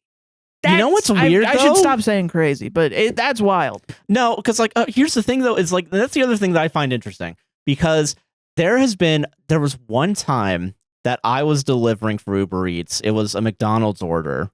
And it was at a hotel on iDrive. Mm-hmm. And they had the hotel room number and everything. It was a handoff delivery, not a leave at the door. Right. Because fuck this person, I guess. Fuck me, I guess. Yeah. So I was knocking on the door. I knocked on the door expecting someone to, maybe grab their goddamn order. Mm-hmm. I think I waited 2 minutes before I was like, hey, I have not gotten a response. What's going on? Yeah. So I text them. I put in the app, hey, they're not coming out. Yeah. The app starts its 8-minute timer. Yeah, right. 8-minute timer of all right, we'll see if they come out. Oh, they didn't come out? Just leave it at the door. Yeah. Fuck it. So I don't know why people maybe they went to sleep or something. That's possible. But also I was knocking pretty loud. I know people do send Uber Eats over to other people. Yeah, if I've had friends that are parents that will send their kids Uber Eats or something. Oh, maybe they got the address wrong or something. Yeah, could be that but this is a person that's above So like, why wouldn't it be sent? To Yeah, them? it's like their hotel room. Like I feel like no, I think that's wrong. Like it's not impossible, I think, but like it depends. It's not always that, but it is also like if you're doing like Uber is made for people that you're sending it to yourself in your thing. Usually, so if it is a special occasion where you're sending an Uber for somebody else, it's kind of on you to make sure. Yeah, that everything's all. I mean, and people know this. I feel like people know this. Yeah, this is not. I mean, I don't think anyone is gonna. In the etiquette that we're forced to have with this, yeah. But I mean, this is once again to bring it back to capitalism and individualism. This is a hyper capitalistic. I paid money, I get thing. Yeah, I deserve that. There's no humanity in it. Doesn't matter. Yeah, doesn't matter. Humanity should break. It's all the rules of physics, the laws of physics. And all common courtesy should go out the fucking window because I spent money. That means I deserve a product. Like I do think in general, if you pay, you should get get a product. But I think it's also up to you to make the decision of whether or not you're gonna take a hit, versus demand the money back, right? Which you pick your battles, right? Yeah. And I don't know why this like the battle should have been picked with Uber. Finding out that it's an 18-year-old. Being like, oh, I can fucking knock him around. Knock him around. I can be racist, and they're just gonna fucking extort them like I'm a goddamn mob boss getting my protection money. I just really don't. No. Just let the 18-year-old live. You know, shit happens. Yeah. Contact Uber and don't blame it on the driver. Don't blame it on the fucking. Don't blame it on literally anyone involved. Anyone it's other than the company. Yeah. Maybe the driver put it in the wrong house, but also I'm going to be honest with you, like that happens so rarely. Yeah. That it also like you should have been paying attention. You should have been paying attention. It was out there for 5 hours. And if you bought this for like your kid or something and you weren't home, then you should have told your kid go get it. Yeah. And if they didn't get it, then I think you can also like if I'm not mistaken, like you can put a number down or something. Like you can send your updates to someone else. Oh, I don't know. Possibly. I didn't know. I know you can do that with Uber Rides. I don't know if you can do that with Uber Eats, but yeah. That makes sense because you used to not be able to do that. Yeah, because Hey, because I know they got more into like teens having Ubers. Yeah, true. Yeah. And also now they're doing Uber Health. Oh. Where it's like, I'll drive you to your doctor's appointment or whatever. Wow. And then I assume to try and get health insurance. Yeah. They used to be like illegal. Remember when like Ubers and it was like illegal for them to hog all the airport and hospital spaces away from taxis? Listen, just put all the Lime bikes out and have some Craigslist guy pick them up at 12 and put them back at the spot. Wild. Who gives a shit? This one is also, I have a bunch of rage baity ones about art. Yay! Maybe your art just sucks. From ArtRanting. Sorry. I don't know. Maybe we do 8 this week? No, fuck it. Do it. All right. I curate... Okay, sorry. Okay. Right. I curate shows in Los Angeles. Sorry. Listen, it's not your fault. We're East Coast elitist piece of shit. But that's not what I'm laughing at. It's just funny to be like, I just think this whole thing is funny. Yeah, okay. I curate shows in Los Angeles. Los Angeles is not what the funny part of that to me. I just giggled to myself. Yeah, curate. My clients are Giancarlo Esposito, Fred Armisen, Mark Mothersbaugh, Liv Tyler, Josh Safdie, Patty Considine, Eric Andre, Eric Warheim, Nancy Silverton, and most of the senior creative staff at Illumination and DreamWorks. I'm just big minion painting. Just the big fucking minion. Minion painting. Big minion butt. I don't do indie pop-ups. Okay. I sell art that pays mortgages in Malibu for people who started with nothing. Okay. Do you want a parade? Do you want me to suck your dick or something? I don't know. Sounds like that. Sounds like you got a good amount of clients, and some of them seem cool, right? We'd like some. You got Eric of Tim and Eric. That's pretty. We take those. Yeah. But have you gotten Tim? Sounds like you haven't gotten Tim yet. Loser. So when you post about your art not getting attention, and I click your profile and find digital anime fan art with flat color and borrowed poses, I am not confused. I am just done explaining it for free until now. Oh, okay. So this is like instead of doing a course, I'm gonna tell you. I'm going to tell you. Okay, all right. Fan art and anime-style digital work will not build you a career as a fine artist. Someone in our audience will fact check that for us. What's the opposite of talking to the choir? Talking to the wall. Talking to the wall, yeah. Yeah. The work signals hobbyists, and collectors at every level read that signal immediately and move on.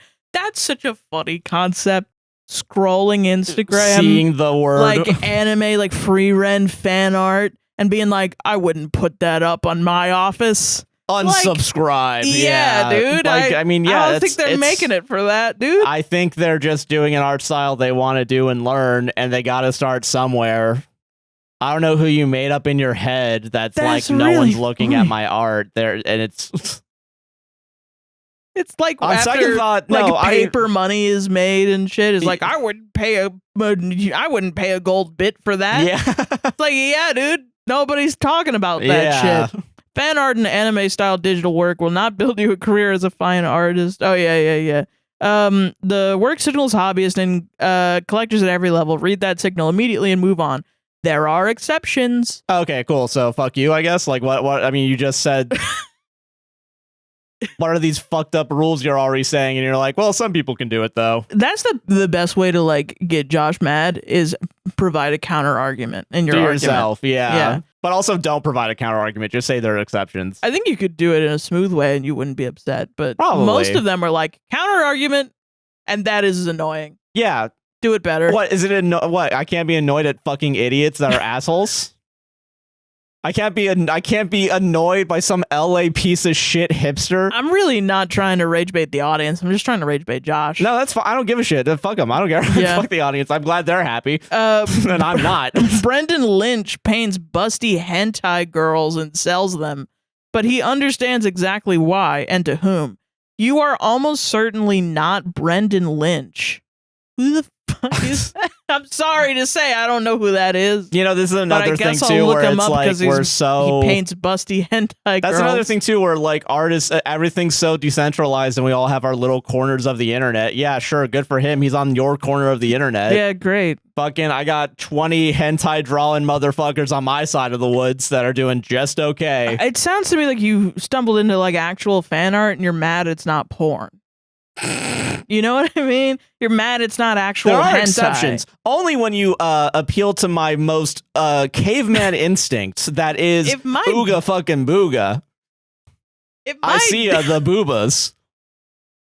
If my dick doesn't get hard when I'm looking at your art, this ain't it, Chief. You're not buying a house in Malibu, something you definitely want. Yeah. The second problem is digital. I have personally walked every digital artist I work with back to graphite, ink, or charcoal, and every single one got more attraction.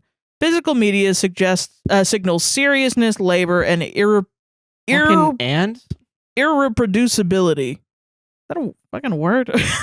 Irreproducibility. Sorry, you might be smarter than me. I don't know. Those are three things collectors are actually paying for, whether they know it or not. Command of color theory and tonal range, personal handmade work with a legible point of view, and context, which most people forget entirely. It's fan art. It's obviously has a context. And also, we're not drawing the fan art to be put up in a house. Yeah. Which is why he's talking to a wall, which is funny. The work alone is rarely enough. Collectors need a history, a story, a body of work that coheres. A show, even a small one, gives the work some substance. Without that frame, even genuinely good paintings float.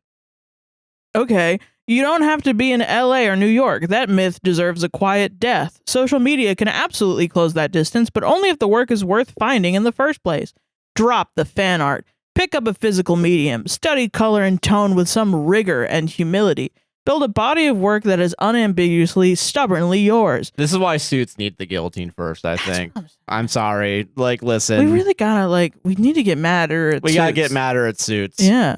Listen, if you want someone to actually look at your work and point you towards artists worth studying, reach out. I am always looking for new artists whose work I think the world deserves to see. I'm always looking for the right clients who know how to appreciate what they're investing in. You're in a different fucking business. Maybe my favorite reply to this is the top comment, of course, which is, I think this is more of a misalignment of goals. Not everyone wants to be a fine artist. Yeah. But then OP responded, touche.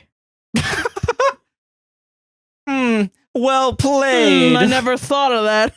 I never thought, people want different things from what I want, and I want for my clients. No fucking shit, buddy. You don't think outside of your how own I know asshole. Yeah, that's how I know you're an asshole. You're dumbass. Oh my God. Touche. People want different stuff. Dog, no wonder. You can't be real. I'm sorry. You can't be real. You can't be real. With the accent over the With E. the accent. With the accent. Come on. I mean, I guess you have to. Whatever. Touche. Touche. Otherwise, it's touche. That's true. Yeah. Yeah. You douche. Fucking. The touche douche. The touche douche. Can't make that the title. I'm so upset. It's just gonna be Crunch. I don't know. It's Crunch. Yeah, it's I don't Crunch. Fucking care. Crunch. Fucking Crunch fuck Fitness. This show. I hate everyone. This is the Crunch Fitness. Everyone besides episode. me should be dead. Is what I'm learning right now. That's what I believe in. I fucking hate people. Like, go do something else. Just do let crypto. people do. Yeah, do crypto. Honestly, do you should just do crypto. You seem like the person you'd love just crypto. Get out of this. You know what I mean? Who cares? I mean, Eric Warheim will get paintings from somebody else. No, it's fine. Yeah, right. Like, it's okay. Like, you sell a type of art. You saw art that you don't want to sell, and you're like, I can't believe people would draw this. Like, I can't You imagine. gotta start. If you're an amateur artist, you gotta start fucking somewhere. Who gives a shit how they fucking do it? It's something that I see a lot where, like, you know, someone that watches like an anime or a cartoon as a kid and then is like, ooh, I want to do that, right? Then they start making art and then they realize they want to be an artist. And, you know, they think they do it really seriously. And something I admire as someone who had that but for music and then dropped out of music college. I really admire people that do this. Then they go to art school and their teachers spend all their time being like, you have to draw this very specific way. And you need to drop the fan art. You need to drop all of this to learn. You need to learn like the fundamentals. And there's some validity to like learning the fundamentals. Yeah, that's the thing. You got to learn some skills. I recognize that. But they're in an environment where to succeed, they have to change their style and their output, you know?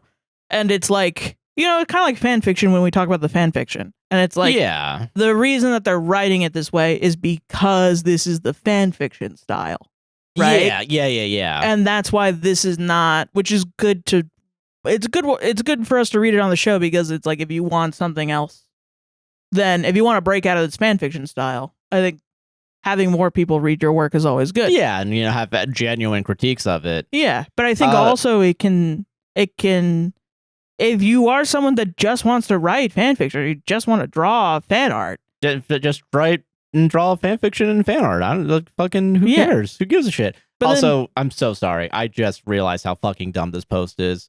You sell physical art, and then you said, when my clients that do digital art make physical art, they make more money with me. No shit, you sell physical art? You don't sell digital art, yeah. Are you?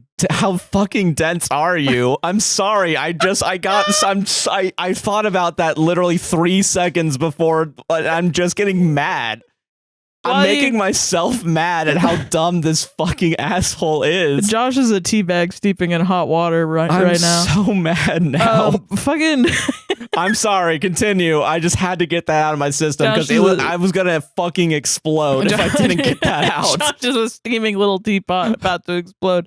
Fucking but then artists will go to college, right? And then they'll have their professors be like, don't stop sending me anime, do something else. And they'll do something else and they'll graduate and they'll have, you know, more skill because they were forced out of their comfort zone and they practiced their fundamentals. And then they'll go back to doing fan art. And it'll be the craziest, amazing shit you've ever seen. Yeah. And it usually, and you know, causation and correlation obviously are not the same thing. Yeah. And it's different for everybody, but usually it's like, I love drawing. I'm a kid. I'm in college. I fucking hate drawing. I love drawing. I'm out an of adult. college. Yeah. Fuck this. So if you're in college and you're an artist, keep going. I don't know. I give mad respect to like the teachers that are more about just like trying to be like technique fundamentals and being like, here's how you would do it in this style. Yeah. There's another thing too, and listen, I don't want to bring, racism into it, but it's like, it seems like you have a very westernized view of art, and there's an Eastern, there's more than half the globe. Believe it or not. The sphere doesn't, it's not a flat earth. I know you believe that also, but like. Me? No, not you, the person, OP. Yes, OP does. OP believes in a flat earth. We're just slandering OP. OP believes in a bowl earth. A bowl? It's a big bowl? It's just from Alaska to the edge of Europe. Would this trigger a flat earther if we said, well, if there are ice walls, technically it's a bowl. Technically, it's a container. That is true. Not really. They don't talk flat. about this. Yeah. Yeah. It's a bowl. What if it's a bowl? Yeah, it's a plate. Yeah. It kind of extends out. Where God eats a... it's humanity. It's humanity from the eats dead humanity's bodies. Tears. Yeah. Sorry. But no, yeah, like, I mean, I feel like, because you're very specifically going after fan art of anime. Which is weird. Which I think, like, I feel like there are also, if you're going to have quote unquote bad art, there's plenty of bad art of like fucking bears or something. I don't know, like just some random ass animal. Wow. Okay, coming at me for my bear. No, I like your bears. What coming the fuck? At me for every year I do a series of bears. I don't know why. I think I'm not. Wow, you brought up bears. Okay, me that is two barrows. He's on Art Fight right now. There's lots of bad art about bears. I wonder who fucking makes it. I meant bears as in the gay man. Oh. Because you're biphobic, you forgot that I'm bisexual. Shut the fuck up. Shut the fuck up. Yeah, I can turn things around too, motherfucker. Fuck it. All right, we'll do it live. You're so mad. I hate OP. I'm sorry. I don't like him either. I think it's really... I don't know. Fuck I think them, it's so dude. funny that he sells physical paintings, but he can't even make digital art. What the fuck is that? He can't even make a post on Reddit. You know what I mean? Yeah, because that's like, marketing. Yeah. Every post online, and you can't. You must be so bad at selling art. I can Google Eric Wareheim artist friend and then be like, oh, I don't want to get art from that person. I bet it's not a friend. I bet it's like a one time I sold, like, my brother. Like, okay, not to dox my fucking brothers, but my brothers work in a stereo store, and one time they sold stereos to Jason Bateman. They like went to his house and set up the stereos. And now they just have a bunch of cutouts of Jason Bateman being like, he bought here. If they were being disingenuous, they could say, we have clients like Jason Bateman. Because one time Jason Bateman, who happens to have a house in Atlanta. Yeah. Or at one point, I don't know if he does anymore. And somewhere in Georgia, maybe. Yeah. Walked into a stereo store and then bought some stereos. Yeah, but no, he's a client now. He's a client. He's a client. He's one of my clients. He hasn't come back in 10 years, but he is a client. Eric Wareheim, which, by the way, this guy doesn't make the art. Yeah, he sells the art. He sells the art from artists he works with, quote unquote. You're a middleman. Yes. So what is your opinion worth? Once again, you're not connected to the creative. You're fully doing the business. Another thing that I do want to bring up before I force myself to move on. Yeah. Not have a heart attack and move not on. Have a fucking heart attack. Just from rage. Yeah. Another thing about like physical art that pisses me off is like you're looking at it as this like grandiose thing, and sure, maybe you're doing it in a legitimate way. Yeah. I'm just thinking of all the money laundering you've been a part of. That's what I'm saying. I'm sorry. Like that, you gotta have done it. You've had to have been a part of money laundering somehow. I feel like. I do think the money laundering take, I think, has delegitimized a lot of physical media and fine art, which I don't think it delegitimizes the art. It delegitimizes the way we view and sell art. Well, I mean, like, I think it's wrong to constantly be like, well, it's all just money laundering anyway. Yeah, I don't think that's too broad of a brush. Sometimes it is. Sometimes it is, and sometimes it is. Well, and I think it's not the artist's fault. Like, I think a lot of people will see, I've noticed a lot of, like, physical, like a Rothko or something. Yeah. People will see something that they think they can do, and then they'll say, this isn't real art, it's money laundering, I bet you. And it's like, no, I think that as an accusation is really stupid. No, but I do think money laundering happens sometimes with art specifically,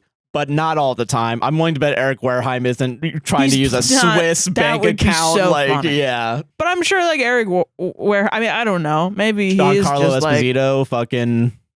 It's either like fill my house with art, or I like this artist, or I want to decorate my house with something. What do you got? Or that shit looks cool. Put it in my house. Put that shit up right now, dude. I have money. I want that painting. I don't know, man. I respect the people that hung up the painting more than I respect you, dude. I'm sorry. Yeah. Oh. This is, weirdly enough, this is the gauntlet that artists have to go through. This is the gauntlet. The music guy is advocating for. This is the podcast gauntlet for me to survive the end of this fucking show. Why isn't a podcast Will Save This Relationship part of a podcasting network? I fucking wonder why. We have recently been invited to one too, and we just haven't responded. But I'm also like, I don't want know. Like, I mean, is it really gonna make us more money? Let's be honest. You got to show me some charts. You got to show me some charts and be like, you're gonna have to sell earn that shit to $10 me. million. Well, no, we're not doing that because they're AI. Also, some of their podcasts had AI logos, is what it looked like. So I was a I'm little not gonna bit be a like, part of I it. don't want to be a part of that type of network. Yeah. I don't know. I'm good. Anyway, solved it. Solved it. Final story of the night coming right up. Yeah. Sorry, that was a tone shift. Yeah. I made our fucking logo blood, sweat, and tears, dude. So Reddit deemed this person asshole. I think this was before the edit. Okay. But I also don't remember if they're still the asshole even with the edit. We'll see. We'll see. I don't know. Fucking who gives a shit, Let's man? parse it out. Am I the asshole for not canceling a vacation because my friends changed their mind last minute? Okay. A few months ago, I was offered a great deal on a condo in Florida. The total cost split 3 ways is under $500 per person for the week. Okay. The condo has 3 bedrooms and is across the street from the beach. I asked 2 friends if they wanted to go. Both immediately said yes. I double-checked before booking and they were both excited to go, so I booked the condo. We all paid our shares. My friends started a vacation countdown timer and seemed truly excited about the trip. Lately, they have been expressing an interest in reducing the cost of the trip, flying versus driving. I priced out the cheapest options possible. Both of my friends are retired and one has limited funds. Now, the trip is only 3 weeks away, and both friends have canceled due to personal reasons. I understand that life happens, and although I am upset they can't go, I understand their reasons for canceling. Here's the rub. They are both asking me to cancel the entire trip so they can get their money back. Okay.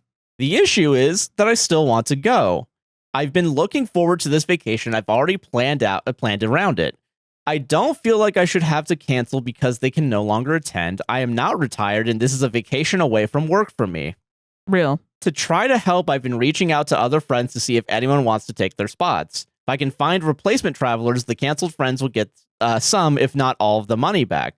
Okay. So far, I haven't had any luck, but I'm making an effort because I don't want them to lose their money if it can be avoided. Here is my dilemma. They agreed to the trip, and their inability to go isn't something I caused. On the other hand, I do feel bad that they'll lose their money if I don't cancel. They are my friends, and I don't want this to end a friendship. I can't afford to pay for the entire trip alone. Would I be the asshole if I went on the trip anyway instead of canceling it so they can get refunds? Note, I'm not sure if it can be canceled with refunds this close to the reserved date. I plan to call today to find out. They canceled last night. Okay. Edited to add new info. Okay. I called the rental, and no refund is available for cancellations. Shit. Complicated, right? Yeah. Because, okay, I want to say no asshole. Or not the asshole, sorry. Okay. And the reason why is I think before the announcement... people are probably thinking this is like an Airbnb where you can cancel like 7 days plus. But they very specifically said like condo. They said like, you know... It could still be a condo with an Airbnb. I mean, though. yeah, but like... But it is like... Because this could be like a... Like here we have like Westgate where it's a timeshare. That's what I was also thinking too. But then my thing with Westgate, because I have also known people that worked at Westgate, is like, why can't you call and have them like downgrade you to like a 1-bedroom? They're not giving you back your money. That's not... I guess. I mean, I mean, the way that I know that Westgate works is like, it is like a timeshare and you do have to go in and do the whole thing and whatever. But I mean... They do kind of run their back end like a hotel. Not that makes lie. sense, yeah. So, I mean, if there's no refunds, I don't see why. I mean, there's just no refunds. Yeah. That's like the thing. The way that Reddit originally saw it, though, is like, you're going on vacation. You're choosing to go on vacation and your friends are paying for it. Right. And you're not checking to see if they can get their money back. Because I will say 3 weeks is like, when I worked with Airbnbs, that's a good amount of time. Yeah. Like, you probably could cancel if you had some sort of insurance or something. Yeah. And get some, if not most, of your money back. Yeah. And then depending also on if the person owns multiple places, they could transfer you to somewhere else. Like most people in the hospitality, like a hotel, you could call and ask for like a smaller thing. Yeah. Which is my first thought. But then I don't know if it is a condo and it is like a timeshare, that sucks. Yeah. But it sounds like OP is also doing the right thing by looking for other people. It's doing the work, yeah, which is why I'm kind of surprised, like, even before... like a lot of shit to do, especially if you have a job. Like, and I feel like, kind of the stressful part of vacation. And, like, even before the edit, I am a little bit, like, not the asshole because you are putting in effort to try and make this, like, happen. Yeah. It's either, I guess my opinion... Which I feel weird saying is like, what's worse, having 2 people lose all of their money or 3 people lose all of their money in this scenario? Right. And just everything is a waste at that point. Yeah. Yeah, it is kind of like, I mean, yeah.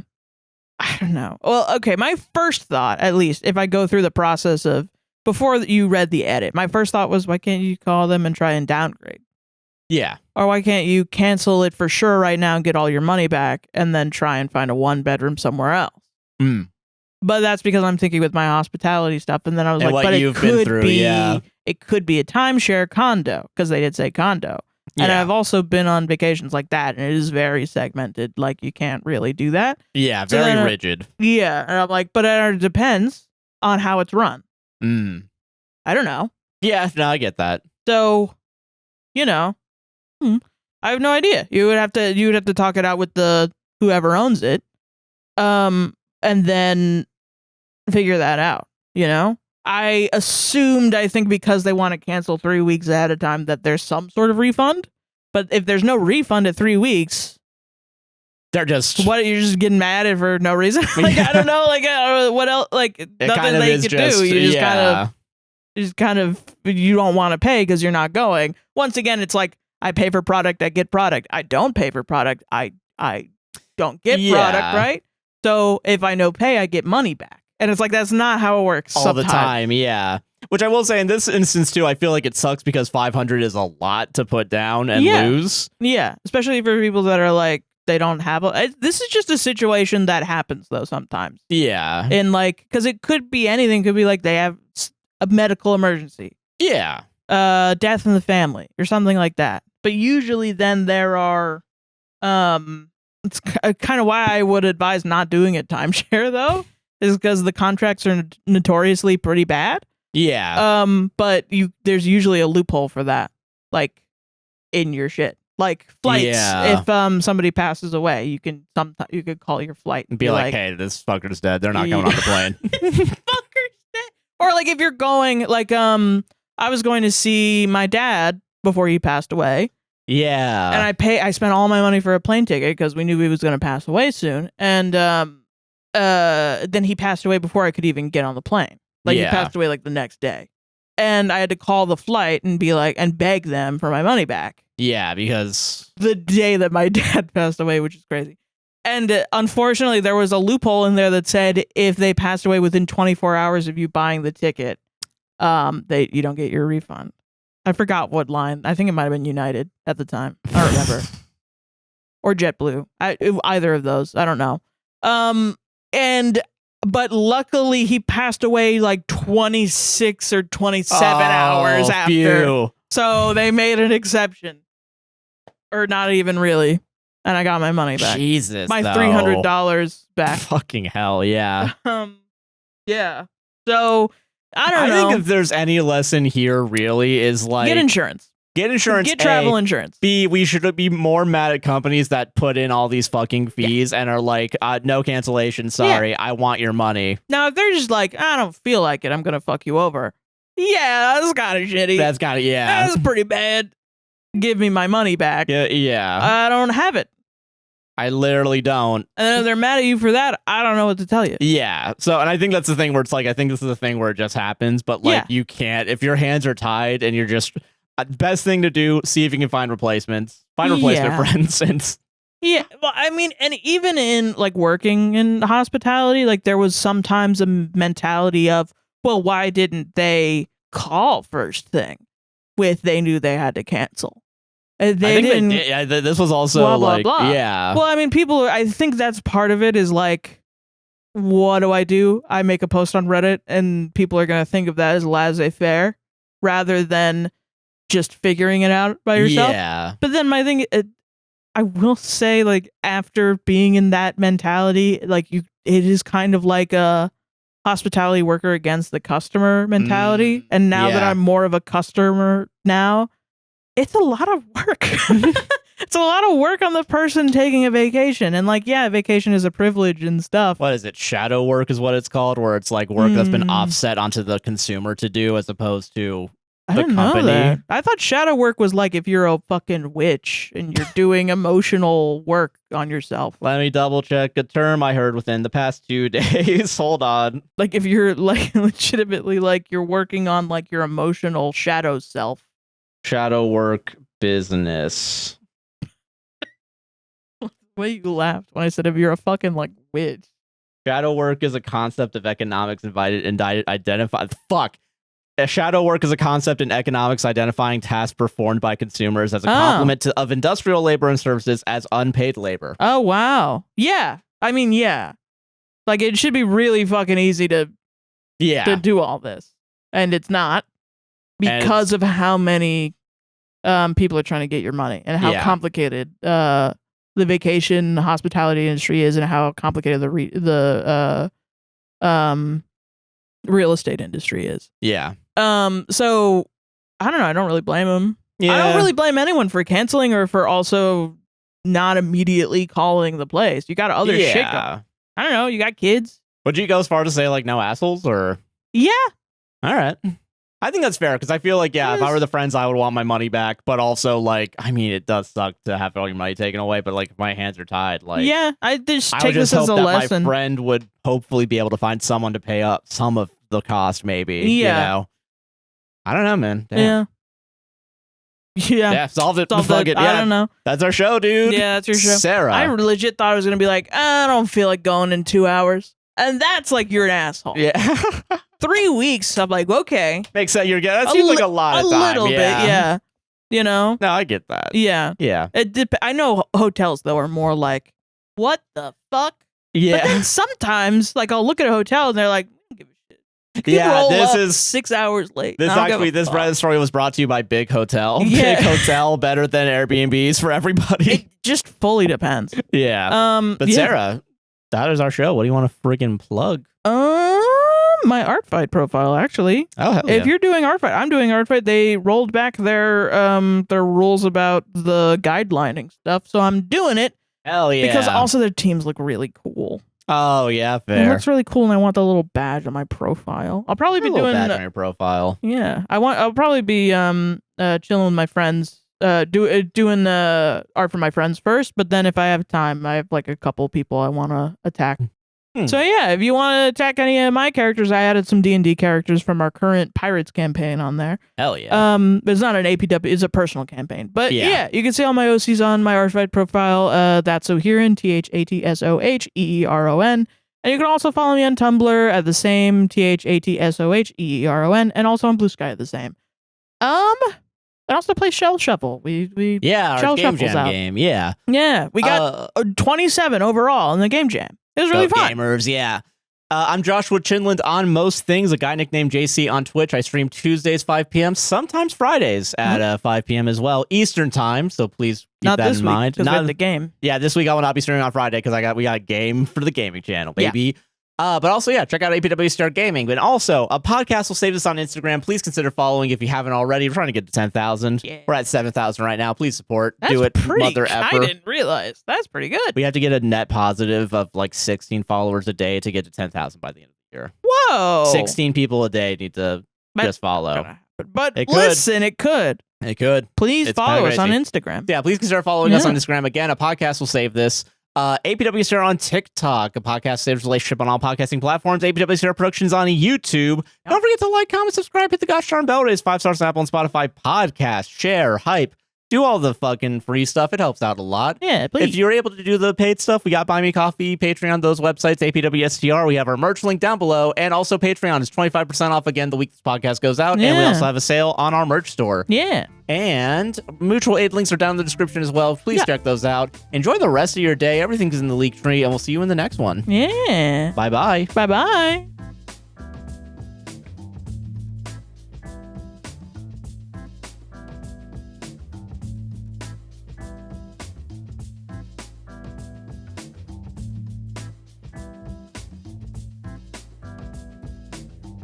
This is a good show, man. I think this was a good, I liked it. We did it all in one, too. Like, no break. I know. We did it. Maybe we got to get up early.